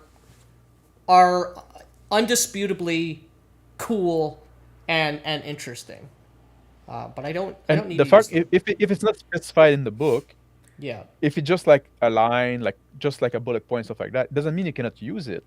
yeah, yeah. It means you have to make it up, right? And Yeah. then maybe you're not gonna come up with something as cool as what the designer did. Maybe you will come with some cooler, right? yeah, But anyway, it's gonna be your own. It's gonna be unique, right? There's like this big line. Oh, Kane is the first vampire and stuff like that. Nobody know where he is. What Yeah. happened to him, right? There you go. You leave it at that. Now, if you He's want to play me, with I'm that playing for some him. reason, Yeah. yeah. What's interesting, like, is the one positive thing I guess I'll say for the World of Darkness meta plot is it was something that was never done before. It was definitely an ambitious experiment. Oh yeah. And they didn't know certainly how it would turn out. And what's interesting to me is, and I don't know why this is either, because it was maybe so poorly received, but to my knowledge, no game has ever tried to do a meta plot in the way that World of Darkness did since World of Darkness ended. Yeah. Which is interesting to me. I would have thought there would have, especially how popular, especially Vampire was, that there would have been more copycats. Yeah. Maybe there's some things that exist out there, but I'm not aware of any. I think there's not anything that's really grabbed the culture like Vampire did though. Yeah. And so I'm not sure there's been enough monetary incentive for different lines to create Yeah. a game like that. And there never will be now, which is fine because they shouldn't. Yeah. They shouldn't do that. Yep. In my opinion. I don't want to buy tons and tons and tons of Yeah. books for a game line. It's like I want enough to But it is interesting because I think people are like, again, you have like Hasbro trying to monetize, like that is a monetization strategy, right? Yeah. Yep. But it's And not it's guaranteed to work. It's not guaranteed to work. That's Yeah. true. I'm always been like a big like core book guy only, Yeah. right? Yeah, yeah. And do your fucking book in one book. I hate like okay, D&D, you kind of got like earn right, but like usually like just do me one book, And if I Yeah. cannot play Yeah. your game with the single book, right? Then Right. maybe your game is not that great. Yeah. Like I fucking hate the supplements. Like, but yeah, like I bought when I was younger, like some supplement for game and stuff like that, and then you're all excited, and you went to add that new stuff in the game, and Yeah. you always feel like it make the game worse in the end. Like it become Yeah. clunky, got like It's full of too option. much. Yeah, Yeah. yeah, Even if it's all perfectly designed, whatever that even means. Yeah. It's Yeah. too much to keep like in your mind, right? Especially back in the yeah. day. And a lot Like, of there's core 30 book, supplements. a lot of core book or like twice as long as they should be, Oh right? my Yeah. god, I Oh, know. yeah. I know. Or 4 times as long. Like, Yeah, it's like so like Yeah. as an example, a good length for your core book is how Streets of Peril was done. This is I think 160 pages. Yeah. That Is includes that a core book or is that I thought that was a supplement. so this is the core book. The Yeah. supplement just Was got just kickstarted. And so the PDF is out. I Oh, haven't had a chance to read it yet. But yeah, this is what's the 160 name of the supplement pages. again? Storms Street over Sternberg. Yeah. Streets Over Peril Oh, is the okay. game I line. got confused. Yeah, and Yeah. then Storms Over Sternberg is the setting expansion Yeah. for a particular region that has a little bit of a write up that you can use to like run an adventure in it in this book, but it's like a full book expanding it. But this is like core systems, equipment lists, Yeah. a little bit of lore for you to use. Yeah, it's got a full there's setting. bestiary, It's enough like setting to be evocative, but it's not Right. Overbearing. yeah, there it's like it very much gives you the feel of like this mythical like Holy Roman Empire. Yeah. And gives you a couple of factions. It's very well done. I This want to is see the how many size. pages Mithras is. Yeah, 'cause we this have- is how we have it thick here. your most TTRPGs should be. I'm willing to give an exception for anything written by Alexander McCrease, but much longer than this, and I'm like, why? Yeah, and like I say like I'm not saying that there should be a page limit and stuff like that. I'm just saying like when you read a book, oftentimes you say like that could Yeah. have been cut, that could have been cut, that could have been like much Yeah. shorter. You're way too verbose on that, right? Just It's like watching a learn movie how to now write, though. Like please. every fucking movie is 2.5 hours or 3 hours Yeah. long. It's like it should be 90 minutes.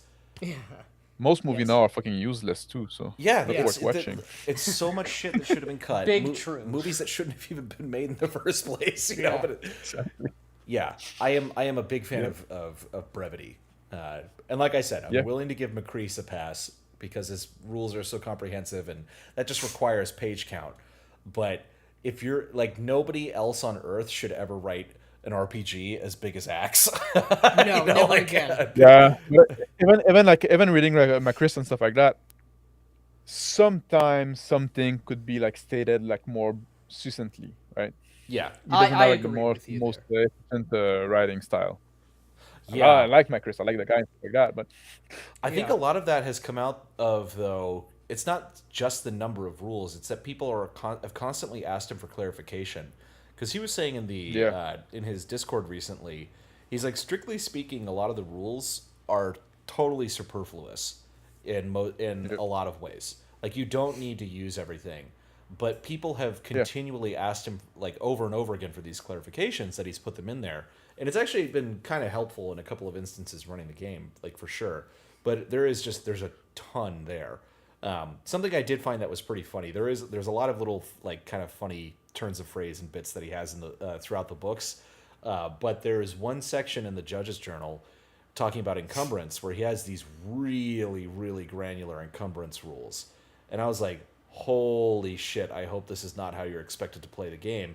And at the end of the section, it says, "It is my sincere hope that you never have to use these encumbrance rules. But if you have the player, that finds the way to like, oh, well, I'm carrying, I'm carrying a toilet on my right shoulder, and I have 6 bags of gold draped from one arm. It's like there's rules to like be like, fuck you. Like, Yeah. you can't do that. That's kind of funny as like a troll, but like also I'm just not allowing that at the table. the actual masculine based answer is Get the fuck get the off my fuck table. out, Yeah. or I'm gonna like yeah, All right. yeah. so But like most, like and also like sometimes like I'm not opposed to like a game to have more rules than it need really, like because like you don't have to use all the rules. Yeah. But Yeah. and sometimes it's easier to take away than to add, right? that's true. And Yes. sometimes like a rule is only gonna be like useful if we do this specific type of game, of tone, of setting, of adventure, right? Yeah. And now the rule become important. But in most other game, it won't, right? Like Yeah. if you do like if you just play in a city and stuff like that, maybe you don't have to worry about survival rules so much. But if you do like Right. a trek to the Right. desert, right? Just like then, now maybe you're gonna pay a little more attention to those Yeah. stuff like that. And it's true also, like as I write a game myself, right? That a lot of like the bloat, like just writing the rules can be done very fast, but then a lot of the bloat is like padding for the rule lawyer and taking care of all the exception and the ambiguity in the language and adding example. And sometimes you add example when does it really need an example there, right? Yeah. So yeah, that does contribute a lot, and I wish we didn't have to do that. Like total party skill, King Waspinator don't bother about that. He gave like no fucking example. He Yeah. doesn't Yeah. he doesn't ever explain what he says, so he can write his book like very shortly. But sometimes you left like scratching your head and say, wait, What does he mean? was that a mistake? Or is that... Yeah. Yeah. Yeah, there is some of But- that. Broken Blade, nice to see you, man. This is the guy who made Streets Apparel. $9.99 super chat saying, enjoying the stream. Thank you, Here's sir. some podcast cheddar. We very much appreciate it. And then what we got here? We got Stormcrow's heading off to bed, though. He says, gonna sleep in soon. Last question. In your opinion, how do you go about designing a threatening and genuinely dangerous villain that the players don't just charge in and die? Wait a minute. That the threatening and genuinely dangerous villain. But one that's not just gonna like disintegrate them, just What's by. wrong with that? I know. Well, part of me No, is like I think what you mean by that is like that the player are gonna fear, like they're just gonna, because like I think that's a lot of like a player, especially in game with D&D, like player are trained that if you have an encounter there, the encounter is meant to be fought. If it So has there's like hit a points, reasonable I can kill it. right. there's a reasonable assumption that that can be killed, defeated, right? Yeah. So you have to train your player to not have this assumption, right? So you have to kill them. So you have to kill them. Yeah, I kind of agree with that. No, the character, Yeah. not the player, but Yeah. But Well, maybe, sometimes, yeah. Unless. Well, I mean, if we're talking about a villain, if we're going to use that term villain as opposed to just any kind of oppositional force, like a villain should really define someone that has like a particular antagonism or is acting against this person or this group of people particularly or specifically, and I would key off of whatever the character's motivations are, the things that they care about. Have this villain be threatening and destroying those things that the characters care about. I think a great way to look at making villains is look like people in the real world, like real villains or even villains from fiction that we know or television shows that are about humans. Like set fantasy aside for just a moment. If your villain is also a human, like human beings are anybody can die. Anybody can run out of hit points real quick. But human beings who are villains are dangerous and scary for kind of a different set of reasons. It's the amount of influence that they have over other people. Like someone in here, Grumpy Old Gamer, saying, don't make him stupid. He's not a big bag of hit points. He uses abilities intelligently, has minions who are skirmishers, tanks, support casters, uses the environment, etc. But even outside of the mechanical aspect of it, it should be that this is a maybe he should be threatening outside of the combat. Yeah, encounter. outside of the combat encounter, he should be threatening. A king is threatening because of the power he wields over other people, not simply because he's a badass with a sword and a suit of armor. That's what I was about to say. Like, yeah, integrate the villain with the world. That you cannot just go after him directly, because there's other people that are important in the world that are not necessarily villain, that for some reason have an interest in that guy not dying and stuff like that. Have like those complex relationship that you have to navigate as well, right? I think that's important as well if you want to make a villain that's interesting. Right. Yes. And I do apologize if our microphone keeps turning down. I'm literally sometimes watching the little lights turn themselves down, like it's responding to our... It might be something with... Yeah, there's some setting right now, so I do apologize. I'm cranking it back up. But Doc Flamingo, again, for $5. Thank you, man. Thank you. Shit talk about long games by Pendragon fans, the game of the 5,000-page companion book. That's true. But we addressed that, right? Yeah. I said I wasn't a fan of the way this book was done. Yeah. Spam Viking saying, make the villain seem like a good guy and have him exploit the characters to get rid of his enemies. That's one way. One way to do Yeah. it. Yeah, that's one way. Also, you say like make the villain very antagonistic to the player. I think oftentimes also it should be the other way around, right? The villain is existing in the world Yeah. before before the player character become anybody really. Oh yeah. And Right. it's the player Yeah. character, becoming antagonistic to the villain in a sense because they get in the way of his plan and stuff like that. And now the Right. villain takes notice and stuff like that and say, "What the fuck are you? Like you keep fucking Yeah. ruining my plans and Yeah. Yep. Yeah, my hopes exactly. and dreams." Yeah. Megan Delacroix saying, this isn't difficult. Telegraph. Have the villain be talked about.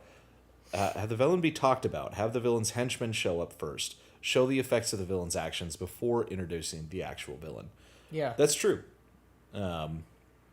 Yeah. Let's see here. Edward Longshanks was an old man who would have gone down real easy. Yeah. If William Wallace, got it was in No, he wasn't a villain though. He Yeah. that's what I was about to say. He wasn't a villain though. Yeah. He was rightfully putting the Scots in their place. Hannibal Lecter in the TV show is a good. I never watched the TV show. I've heard it's. I'm I've aware heard of it's it. I know. really good. I know. It's got Mads Mikkelsen in it. Really? As Yeah. Lecter. Yeah, it's supposed to be really good. Oh really? Let's see. Yeah. Space Roadie over in the vertical chat is saying that Delta Green did do a metaplot thing in the 2010s, which I was Interesting. not aware of. Huh. RuneQuest 2e is Well, like a lot of the free league game can have like the meta plot, but oftentimes it's much more contained. interesting.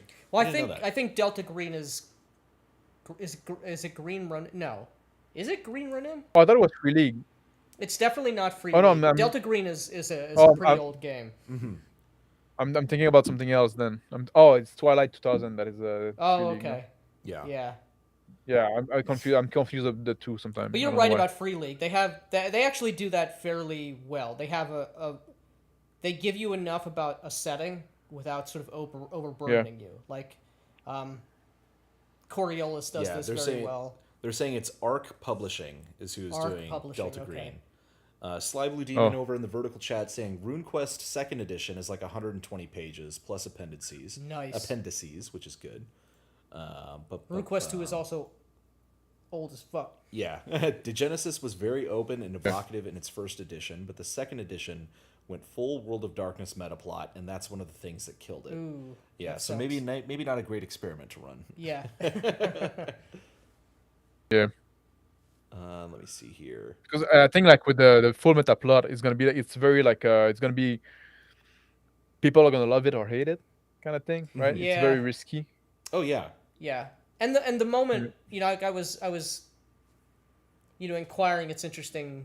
No one's done it to that extent, but definitely, like the ship has sailed on that now. Like, it's just never going to work in the marketplace right now. yeah, Right? People are not going to buy a billion different books. I mean, maybe you could get away with it if you release them digitally, or you released a certain percentage of your source books or whatever digital only, but people also wouldn't want that because they want to get the I don't know. I don't think Yeah. it wouldn't work in Uh, today's market. people still like listening to lore video on YouTube though. Like those. That is You know, true. people like Warhammer 40k. Like there's a lot of people like engage with Warhammer 40k more with the lore, watching lore stuff than actually playing the game. I think. Yeah.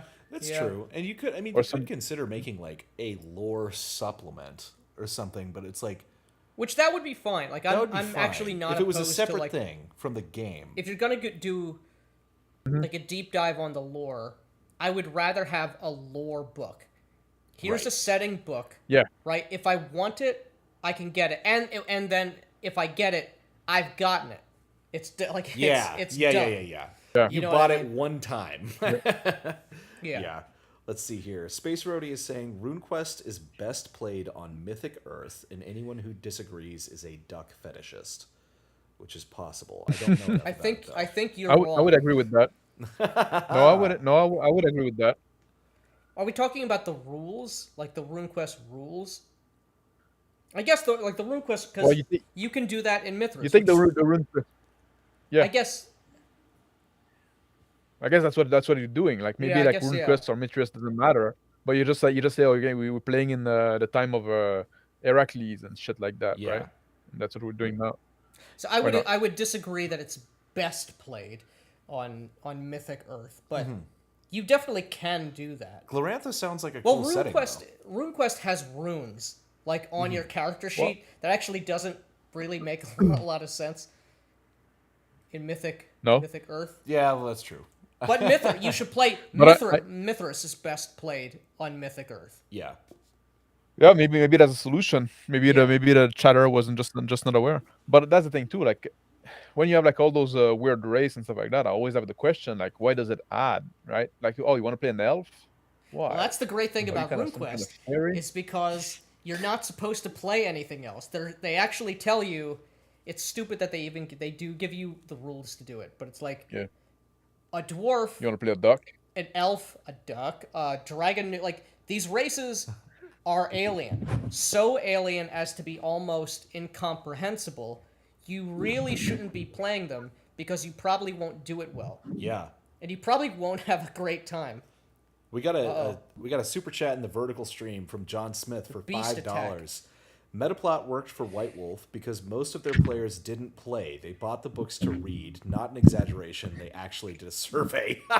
Damn. And that was his 5th super chat on the channel. Thank you very much, man. Thank you, Ben. Yeah, and I there wouldn't was know, but I would absolutely believe there was a that, too. shitload of like novels for vampire There are a as bunch well, of novels. which I think were their attempt at like Dragonlancing. I would definitely believe that. Yeah. Yeah. Let me see here what we got. A campaign book? Well, first of all, someone asked if I remember Exalted. I do remember Exalted. I played a lot of 2nd edition. Campaign book, lore and future timeline that the PCs will have to deal with during play. Maybe. I wouldn't I think include a future timeline. I would include. Yeah. It's fine. You can have a potential timeline of like things that happen, but I generally wouldn't use that. I just wouldn't use it. Yeah. I don't know. That works maybe well for like Yeah, a I prefer historical if it's setting. in the like. Give That's me because some it's local. history. Give me something in the past. Yeah. And even like you know, that's something I always say also. Like you don't have, you can always prep less. Yeah. That is true. If you're Yeah. prepping at all, you can always prep less. You could always Yeah. be better. And and people like oh, they're gonna go in a medieval village, right? They're gonna go in the village and stuff like that. You don't need to know in advance what's gonna be like. It's a medieval village. You're gonna find like stuff that is found in the medieval village, right? You don't Yeah. need to know like, oh, the blacksmith is next to the cobbler, that it's next to the Right.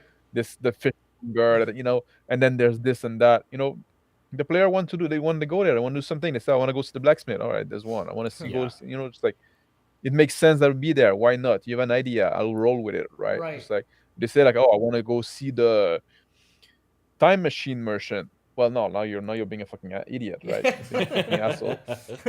Time machine merchant. That's how they catch if you're a witch. Yeah. You're looking for the time machine merchant. Like, we got him. Mayor McCheese for $5. Thank you very much, man. A lot of video games have their lore contained in comics and short stories instead of in the game itself, Which is so stupid. and people seem fine with it. Well, most people are barely people. Well, But I mean- think about like when you watch a movie, right? Yeah. When you watch a movie or when you read a book, right? If it's well made, you don't have to be able to have a lore done beforehand, right? Right. You figure it out as you go through, Yeah. Right. and that's I- fine. Yeah. And you can do the same thing. You can do something very similar in a role-playing game. Sometimes you might have to explain a little more up front because like the character that the player are portraying lived in that world, so there's some stuff they Right. wouldn't know. Mm-hmm. So like, and that's why I'm also a big advocate of like keep your world more mundane, so it's easy to explain and can get out of the way, and then the player can make assumptions that are gonna stand, right? Yeah. But yeah, you can discover what's happening through play, and you can make it up as you go, and then like you just have to remember and take note, and that's much more interesting in my opinion. You build your own campaign setting Yeah. that way. And Max, you made a point earlier about like nerds and lore, and that's it. It's such a cancer on literally everything. Yeah.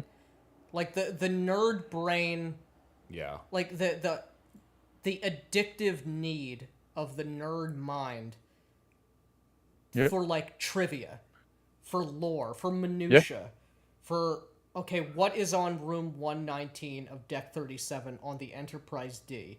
As if that fucking like it's Yeah. not Yeah. only is it so stupid and sucks the life out of anything, whether it was good before or even if it was like mass market appeal, like what anything vaguely interesting is sucked out. That's a big reason. I mean, let's set aside like wokeness. Star Wars, all these big franchises were already dead because of the nerdification, these nerd vampires sucking the life out of everything. Every bit of mystery in Star Wars or Star Trek or these big, once beloved worlds or franchises or whatever the case may be, like everything is filled in with the stupidest answers. Like Yeah. we were watching I don't know if you're familiar with the channel Red Letter Media. Yes. They did a very amusing video Oh yeah. going through the Wikipedia, all of the information about Darth Vader's his control Oh, yeah. panel. It's like Yeah. this button Yeah. actually does this, Nobody and here's cared. the backstory, Yeah. and here's how it was. Here's the logistics, like the supply chain Yeah, of like and they- how the button was And manufactured. then his like, helmet is so shiny because they shined it with voodoo hide and Like- like all this other shit. like It's like you people should not be his allowed. like his like cheap black leather gloves are actually Sith gauntlets. But like this, yeah, this is like the absolutely retarded, like ravenous need of like stupidity. They want their brain to be filled with stupidity, and they just vomit it back up. It's so Yeah, so it's like perverse. you spend way too much time thinking about that stuff first. Like it's Yeah. kind of like Yeah. get a life, right? Yeah, And also like normal, well-adjusted people should relate to character. Right. Like Yeah. that's Not the that bulkheads. when you watch Yeah. the story, it's about the people, it's about the character and stuff like that. Exactly, it's not about like the lore and the ship and stuff like that, Yeah. right? right. All this dumb You- fucking world building. We got $3.33 from Azimuth Heath Daniel Boyer. He says, "Nice pussycat, Mr. Max." I think he must have seen. Yeah, your, he tried to jump on the desk and I Yeah. gesticulated and I slapped him in the face while he was jumping. So he's a bit upset. And rightfully That's so. what happened. and in the vertical chat, Yes. we got $1.99 from Thraxis saying, Thank you, man. It's the bathroom, young Steve," which I don't know what he's referring to. Bathroom. Oh, room What? 119. Oh yeah. Oh, But is it a full bath or a half bath? That's the question. Yeah, that is the question. Yeah. How do people shower in Star Trek? Yeah. Let's see here. The lore Yeah. happened in the past. Shouldn't be so overbearing to role playing. Absolutely correct. Yeah. And And it's- Crispy's here. He says, Like, "Mr. I think- Max on BLG, right on." Hell yeah. Yeah. Good Yeah. to see you, Crispy. And people don't even know his story, right? Like you talk to the random people on the street, like they know fuck shit about his story, right? Yeah, I know. So Yeah. why does it matter in the game there, right? Just like maybe you got Yeah. know one random fact that you've been taught in school and you probably like half remember it and it's not gonna be correct Yeah. or true, right? Because like all his story is propaganda. Kenny P says, "Starting with a rather mundane setting helps the players make assumptions about the world, and it makes strange events and creatures that appear during gameplay stand out a lot more." Yes, I agree with that. I That's agree with very that as true. well. Yeah, Yeah. you want to keep the fantastical. If you make everything fantastical, the fantastical become mundane. Yeah. Right. This Yeah. is why I really don't like high magic settings where it's just like people on fucking magic carpets everywhere and like eldritch blasting and all this other shit. Like, it just sucks the life. It all out of become everything. boring. Yeah. Yeah. Yeah. Well, I mean, I agree with you, but I would differentiate that between what you're talking about from high magic as such. I know what you mean, but that's just really poorly done, quote unquote, high magic. Because you can have Sure. a quote unquote high magic setting. It's basically like if I look at the game and It I'm shouldn't thinking be it looks like ubiquitous. fucking World of Warcraft Right. and everybody is blasting energy Right, out of that's the shores. retarded. Yeah. When it's completely ubiquitous, it's so fucking Your stupid. things look like the D&D movie. Like, Yeah. that's retarded. Yeah. Yeah. And like like we were talking about like a story being fake and propaganda stuff like that, and what the character knows. And I made a video at some point, like a short one. I think it was pretty short, like about epistemology in role playing game. And that's the thing, like it doesn't matter the law of the game. What matter is what the character know about their world and what they believe about their world and believe informed behavior. Yeah. And they're not gonna act about what's actually true in the world. They're gonna act about what they believe is true. And Right. Yes. that's this gap there can be very interesting to play as well. But you have to remember that, like, don't ask your player to know all the fucking history because their character wouldn't know. Yes. Yeah. They figure it wouldn't out as know. they go, right? Yeah, and that tying into that, Yeah. Baron. And they can be wrong as well. Oh, totally. And that's the thing also. If you let them make assumption, they can decide something about the world, and then you as the GM you can decide that yeah, your character does believe that, but that's not actually what happened. But that's not what happened exactly. And tying in with that, Baron Vladimir Harkonnen once again saying, lore should always be in the service of verisimilitude. Reward the player's curiosity with a deeper understanding of the world. Yeah. I think that I agree with that. Yeah. Yeah. Elden Ring. And it should be done through character though. Yeah, 100%. Yeah. Yeah. It shouldn't be, oh, you're really interested in playing in my game. Now I'm going to give you a lore dump because even if you would Here's like your it, little there's some goodies. people who would Yeah. like it, but no, it should be based on what your character knows, Yeah. what they think they know. It's like your character gets knowledge of the world. Yes. Right. Absolutely.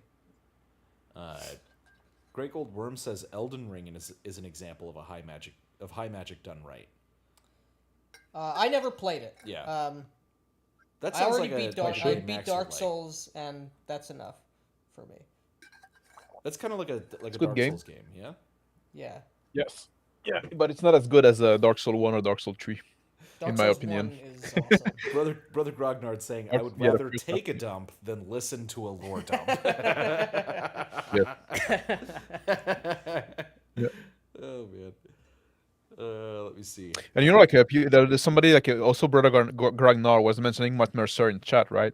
I think Matt Mercer is one of like and maybe I'm gonna be controversial here. He's a very overrated GM, right? Because he's really training his player to be passive in a way, and the totally. player like Yeah. for season after season after season, like he's telling them a story all the time, and then you always have the player like asking, "Oh, can I do this? Can I do that?" He's known like Matt Mercer is known for the sometimes like you can certainly try. Yeah. And the player fucking didn't get it yet. That stop asking me if you can do Stop that. asking me, Just you do it. assholes. I keep Yeah. telling you, you can try. Yeah. Just tell me what you're trying to do, right? Yeah. And then I'll tell you what happened or something. Like you gotta roll some dice and figure out what happened. Yeah. But and it sucks. Yeah. Like, so I've said this sort of recently. I feel, except for when I remember the giant pile of the millions of dollars and whatnot that he's made, except for that, I sort of feel bad for Matt Mercer because he's locked into this format forever. Like, he has to do this show for the rest of his existence with the same players Until it stops making money. doing this thing where they're not really even playing the game. And I think he probably really well, he does. could stop. He could, but could. then the money goes away. Like, I get that, but it's like the idea that like Hopefully, but you got to build a little nest egg, right? I hope Yeah. so. I would hope so. Yeah. God, imagine if like Matt Mercer. He was just blowing all of his money. Yeah. Oh my god. But it's the type of thing He'd where it's actually like, probably be way cooler. Like, what are you spending it on? oh You can't, yeah, if he like- was just spending his money like really irresponsibly, that'd make him so much cooler. right. No, but I mean, it's like he has to do this format forever. He can't play with like new people. He'll never be able to actually run the game that he wants. Like, And I he's think he always actually gonna, does he's always love going D&D. to be that guy. He's always Yeah. going to be Matt Mercer forever, even if Critical Role went away tomorrow. Yeah, it's so it's kind of like that to me. It's like a monkey paw wish, like. Yeah, Man, you wouldn't it be made- great if I could just play D&D as a living? And it's like your wish wish is my is command. granted. Like Yeah. But No, he I also didn't like mean it like he, that. he can almost never improve either, because No, you have to keep yeah. this appearance that he's a great GM, right? Yeah, he can't. If you can't say like, "Oh, I'm ever trying change. something new, I want to see if I can," like he cannot do that. No. Like when we run a game, because we're just like a bunch of nobodies, right? We talk about like, "Oh, we tried Yeah. that didn't work well. We need to improve on that. That's something we need to figure out still how to do properly." we have those talk, and it's interesting, and that's also why we do those game live, right? And we leave the talk afterward, and we sometimes we go back to watch our game and say like, well, you know what, in that scene, like that didn't work too well here. We got some confused. Yeah. Yeah. We study that because we want to improve ourselves. But Matt Mercer cannot do that. He has to keep the pretense that is great, so Yeah. he cannot really change his style, right? I just like Yeah, maybe he doesn't want to he's improve. stuck. Most people don't. But He's stuck forever. Yeah, Nicholas Carmago says Yeah. you shouldn't feel bad for Matt Mercer. He dug that hole and jumped into it himself. Yeah. yeah, Let me see I here. mean, he's definitely being well compensated Yeah. for whatever toil. Megan Delacroix saying you subscribe to our locals. Thank you very Thank much. you. Yeah, we very much appreciate that. If Matt pronounced Mercer Delacroix. changed to 4D GMing, the fans would crucify him. What's that? Oh yeah. For Oh, sure. yeah. Yeah. 100%. oh yeah, that would be great. And that's one thing too. Like, so I know like you guys are a Ginny D respecter. Oh, there's a new girl though that's posting content. She's much Oh better yeah, than no, Ginny D. we subscribed to her as well. As soon as Shauner alerted What's us her to name? the I fact, forgot. Yeah. What's her name? I Who's forgot. this? Dana, something D, yeah, Dana or Diana? Diana, Dia? Diana with D. something. I'm not sure. So this Yeah. is the new gamer girl, Oh, the Zoomer oh. one. Yeah. That The new Shauner one. made a video about, and I Yep. was like, New gamer. sorry, girl yeah, just dropped. yeah, new gamer girl dropped. Sorry, Ginny, you're no longer Yeah. queen. Much cuter than Genie, but also like our maybe our advice on it that's quite as bad. But Yeah, that is true. but I always say like like I wish I could talk because like those people like they always like reassess the same fucking advice, same thing over and over Right. again, and it's always Yeah. like trash tier advice and like that. And I wish I could talk to those guys. They would never talk to a guy like me because I'm toxic a bit. Yeah. Yeah, But yeah. I mean, but like I find it sad because like again it's always like they're shortchanging themselves on the way on this hobby, on the way they engage with this hobby. They could get so Yeah. much more, but they listen to each other and they repeat the same fucking mistake and they over prep and they do the railroad and they Same find like bad advice 10 ways to forever. make your player engage with the game more and 10 like, ways to ruin your well game. maybe just stop telling them a story. Yeah, I mean, but the thing is, I think they're also sort of trapped in that if they have an opinion, if they take a stand on an issue, Yeah. and I'm not saying like politics or anything. It's literally Yeah. if I take a stand on this is how you should run your game, people flip out. I mean, people flip Right. out at us Oh, all yeah. the time, and Yes. we love it. But they see that as like, oh, I can't do that. Like the audience doesn't like that. I can't take a position on that, which is Yeah. really just Yeah. disgusting. Yeah, I mean, I don't know if you have like I don't know if you have those guys like you try to promote some ideas, some like concept, and I'm just a guy talking on the internet. I'm a very small channel, right? Uh-huh. And I've been doing that for a while, for that long either, just like a little more than a year now.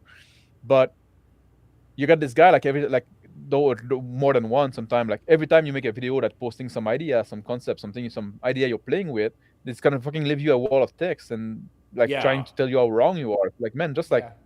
there's plenty of other people you can listen to, right? Yeah, Like I don't know, man. Like, I'm every talking to Russian some novelist people comes that are- into the But comment how section. will you know how wrong Yeah. you are Yeah.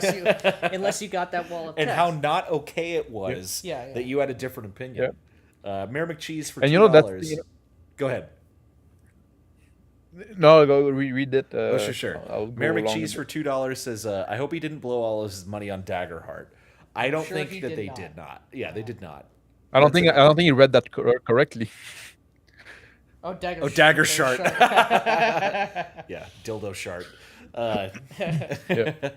Let's see here. He'll be fine. Ginny is having the same dream Woody had when Andy got Buzz. Yeah. This is it. Diana of the Rose. Thank you, Primeval. Yeah. Gotcha. This is our new I'll look queen, her up. everybody. Everybody go subscribe to Diana of the Rose. And unsubscribe to Ginny D. Yeah. Yeah. No, Diana of the Rose, man. That'll teach you to hit that wall. So here's the thing. As soon as she came up on YouTube, because I uploaded some of our shorts to TikTok recently, she popped up on TikTok, and she's got a shitload of subscribers over there. But they're attempting to shut down TikTok, and so she's like, "Oh fuck, I have to get over to YouTube now." yeah. Then we got Nightmare Maniac for $5 in the vertical chat. Third positionism is based. Yes, Very it is. true. Yes. But But correct. that's what I'm talking about. Like, like you guys got that as well because you make this content when you promote some idea and stuff like that, and then you have like some people say, oh, you're just like fucking story gamer, and some people Yeah. say, Yeah. oh, So you're many just people like don't get old it. grognard, like, and people like very like so much like binary thinker, like Yeah. it's one or the Yeah. other, it's black and Yeah. white and stuff like that. They can understand like there can be another way, like yeah, maybe it takes a bit on that, like yes, we do accord importance to pay attention to the story, the narrative and stuff like that, but we don't pre-write it.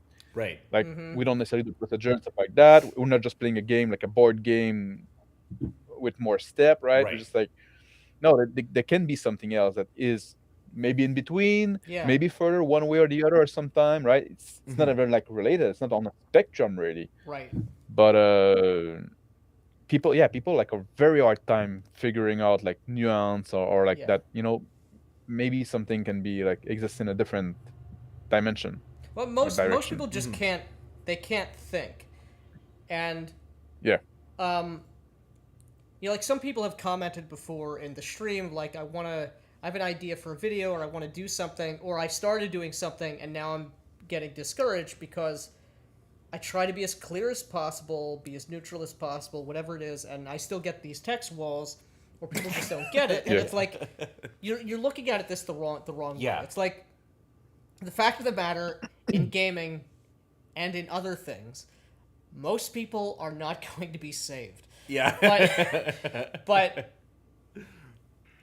you have to try and, as best you can, say sort of what's true and what's good, and the people who can think and who are capable will find you, and those other people like aren't real. Like Yeah. it should be hilarious to you. Yeah. You should it. You And it shouldn't is let hilarious eat to you up. us. And it is hilarious. Yeah. And one thing that I think we talked about that before on one of my show, like one thing that fucking drives me nuts is like people like just want to have their fucking bias confirmed. People want to be Oh, yeah. told the thing they know already, right? Like Right. they don't want like I fucking like sometimes I find like the conversation is so fucking stale. I want to have like some new idea brought to me, something Yeah. like say, oh, that's fucking interesting. You never thought of that before. Like that's what I consume content for, right? Yeah. I just don't want to be Yeah. like reinforcing what I already believe, right? I want to be challenging what I believe, and sometimes I'm gonna say, okay, no, I think I'm right and it's wrong, and I'm gonna come like stronger in my own belief, and sometimes I'm gonna, you know what, make a point. Maybe I'm gonna modify my position a bit, right? Yeah. Yeah. Totally. That should be like why we have those conversations. Yeah, exactly. Yes. And like I have very strong opinions, and most of the time they're also very strongly held, but sometimes they're strong positions weakly held, And I've changed my mind on a couple of things even in the last year, just since I started doing this, which is cool. I actually like that I found people that had like a perspective that I didn't, that I found valuable. And I also like it when people of other perspectives change their perspective based on either things that I've said or even things that are totally unrelated. Like one of the examples, And that makes it worth it. When somebody actually, oh man, I tried that you were telling and fucking changed my gaming. I said, that's great. That's why we do it. Yeah, right? Yeah, exactly. And Crispy, just like Crispy people was like like that the first big white pill for us. Oh yeah, when we were like, holy shit, like somebody like took our advice and liked it, like awesome. And again, we've said this many times, but we were also prepared for him to have all of his friendships destroyed by our advice, and we would have been okay with that too. No, but it's awesome when people like actually change the way they play. They're willing to actually experiment with different things. Like that was something that I've actually found pretty fascinating about the Bro SR guys, is that like everyone calling them a cult and everything like that. Like in the year that I have been aware of these people, they have actually thrown away a couple of like things that were seen as like they're a religious fanatic. You have to do this big Bronstein thing. It turned out that didn't work for like a long-term game, and every GM was burning out, and they threw that in the trash, and now they're doing something different. And so I like people that take the game seriously, even if they're taking it seriously in a completely different way than I am. Yeah. I agree with you. Like the Bro SR guy, like we have a total different view of what RPG should engage with. But I respect them much more than a lot of other clique, in the sense that they yeah, they take the game seriously and they're trying to figure out something, they're experimenting with it, and I think that's that's worthwhile, right? You're going in a direction Yeah. that it's not for Absolutely. me. Like it's like we have a different hobby, right? And that's fine, right? It's just like Yes.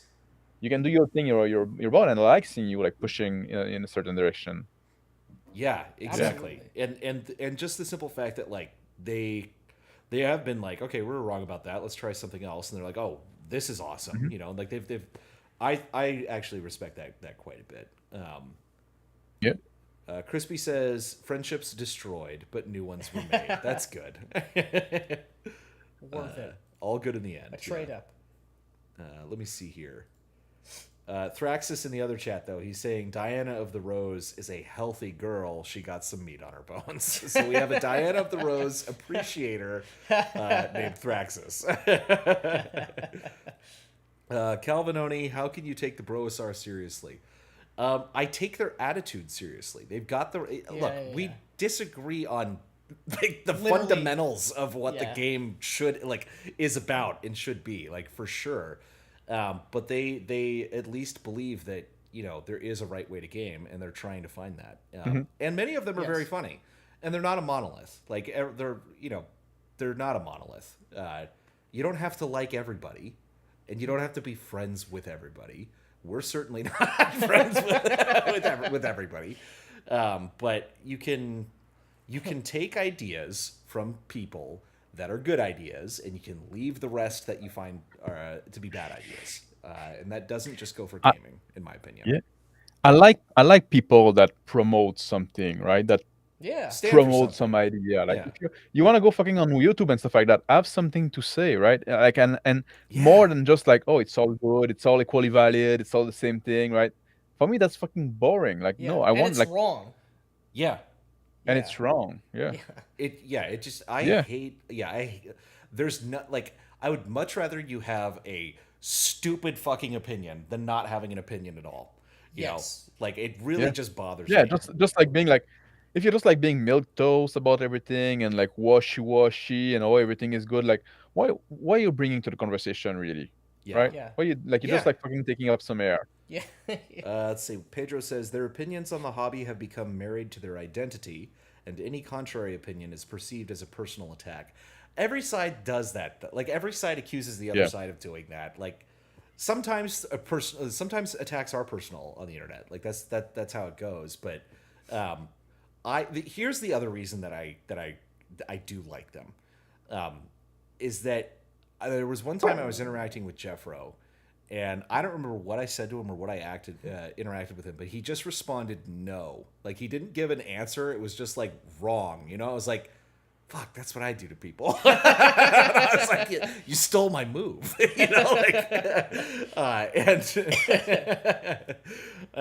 and yeah, so I'm fine with that. I can't get mad at them for doing stuff like that because I do it too. Oh man. You can entertain an idea without accepting it. Exactly. You Yeah. can think through yeah, something without finding it to be, like what is it, like threatening or rage inducing. You can entertain the concept without Oh, yeah. accepting it. Exactly. yeah. Bum, bum, bum. And I think, oh my god, I think we caught up to the Oh chat. my god. It's also 10:39 here. I don't know what time it is in Canada. I know. Oh wait, Oh, hold on. we Azimuth have more than one says time zone, but corkboards and curiosity. Yeah, you've only got one Canadian time zone. Yeah, that's it. Corkboards the and Canadian time zone. Curiosities is a gamer girl channel that is worth a watch. I might Oh, follow her. I watched her. She Does got she an have an accent? accent. Yeah, yeah, yeah, Yeah, Not got an familiar. accent, which you shouldn't listen to people with an accent, right? It's disrespectful. yeah. Yeah,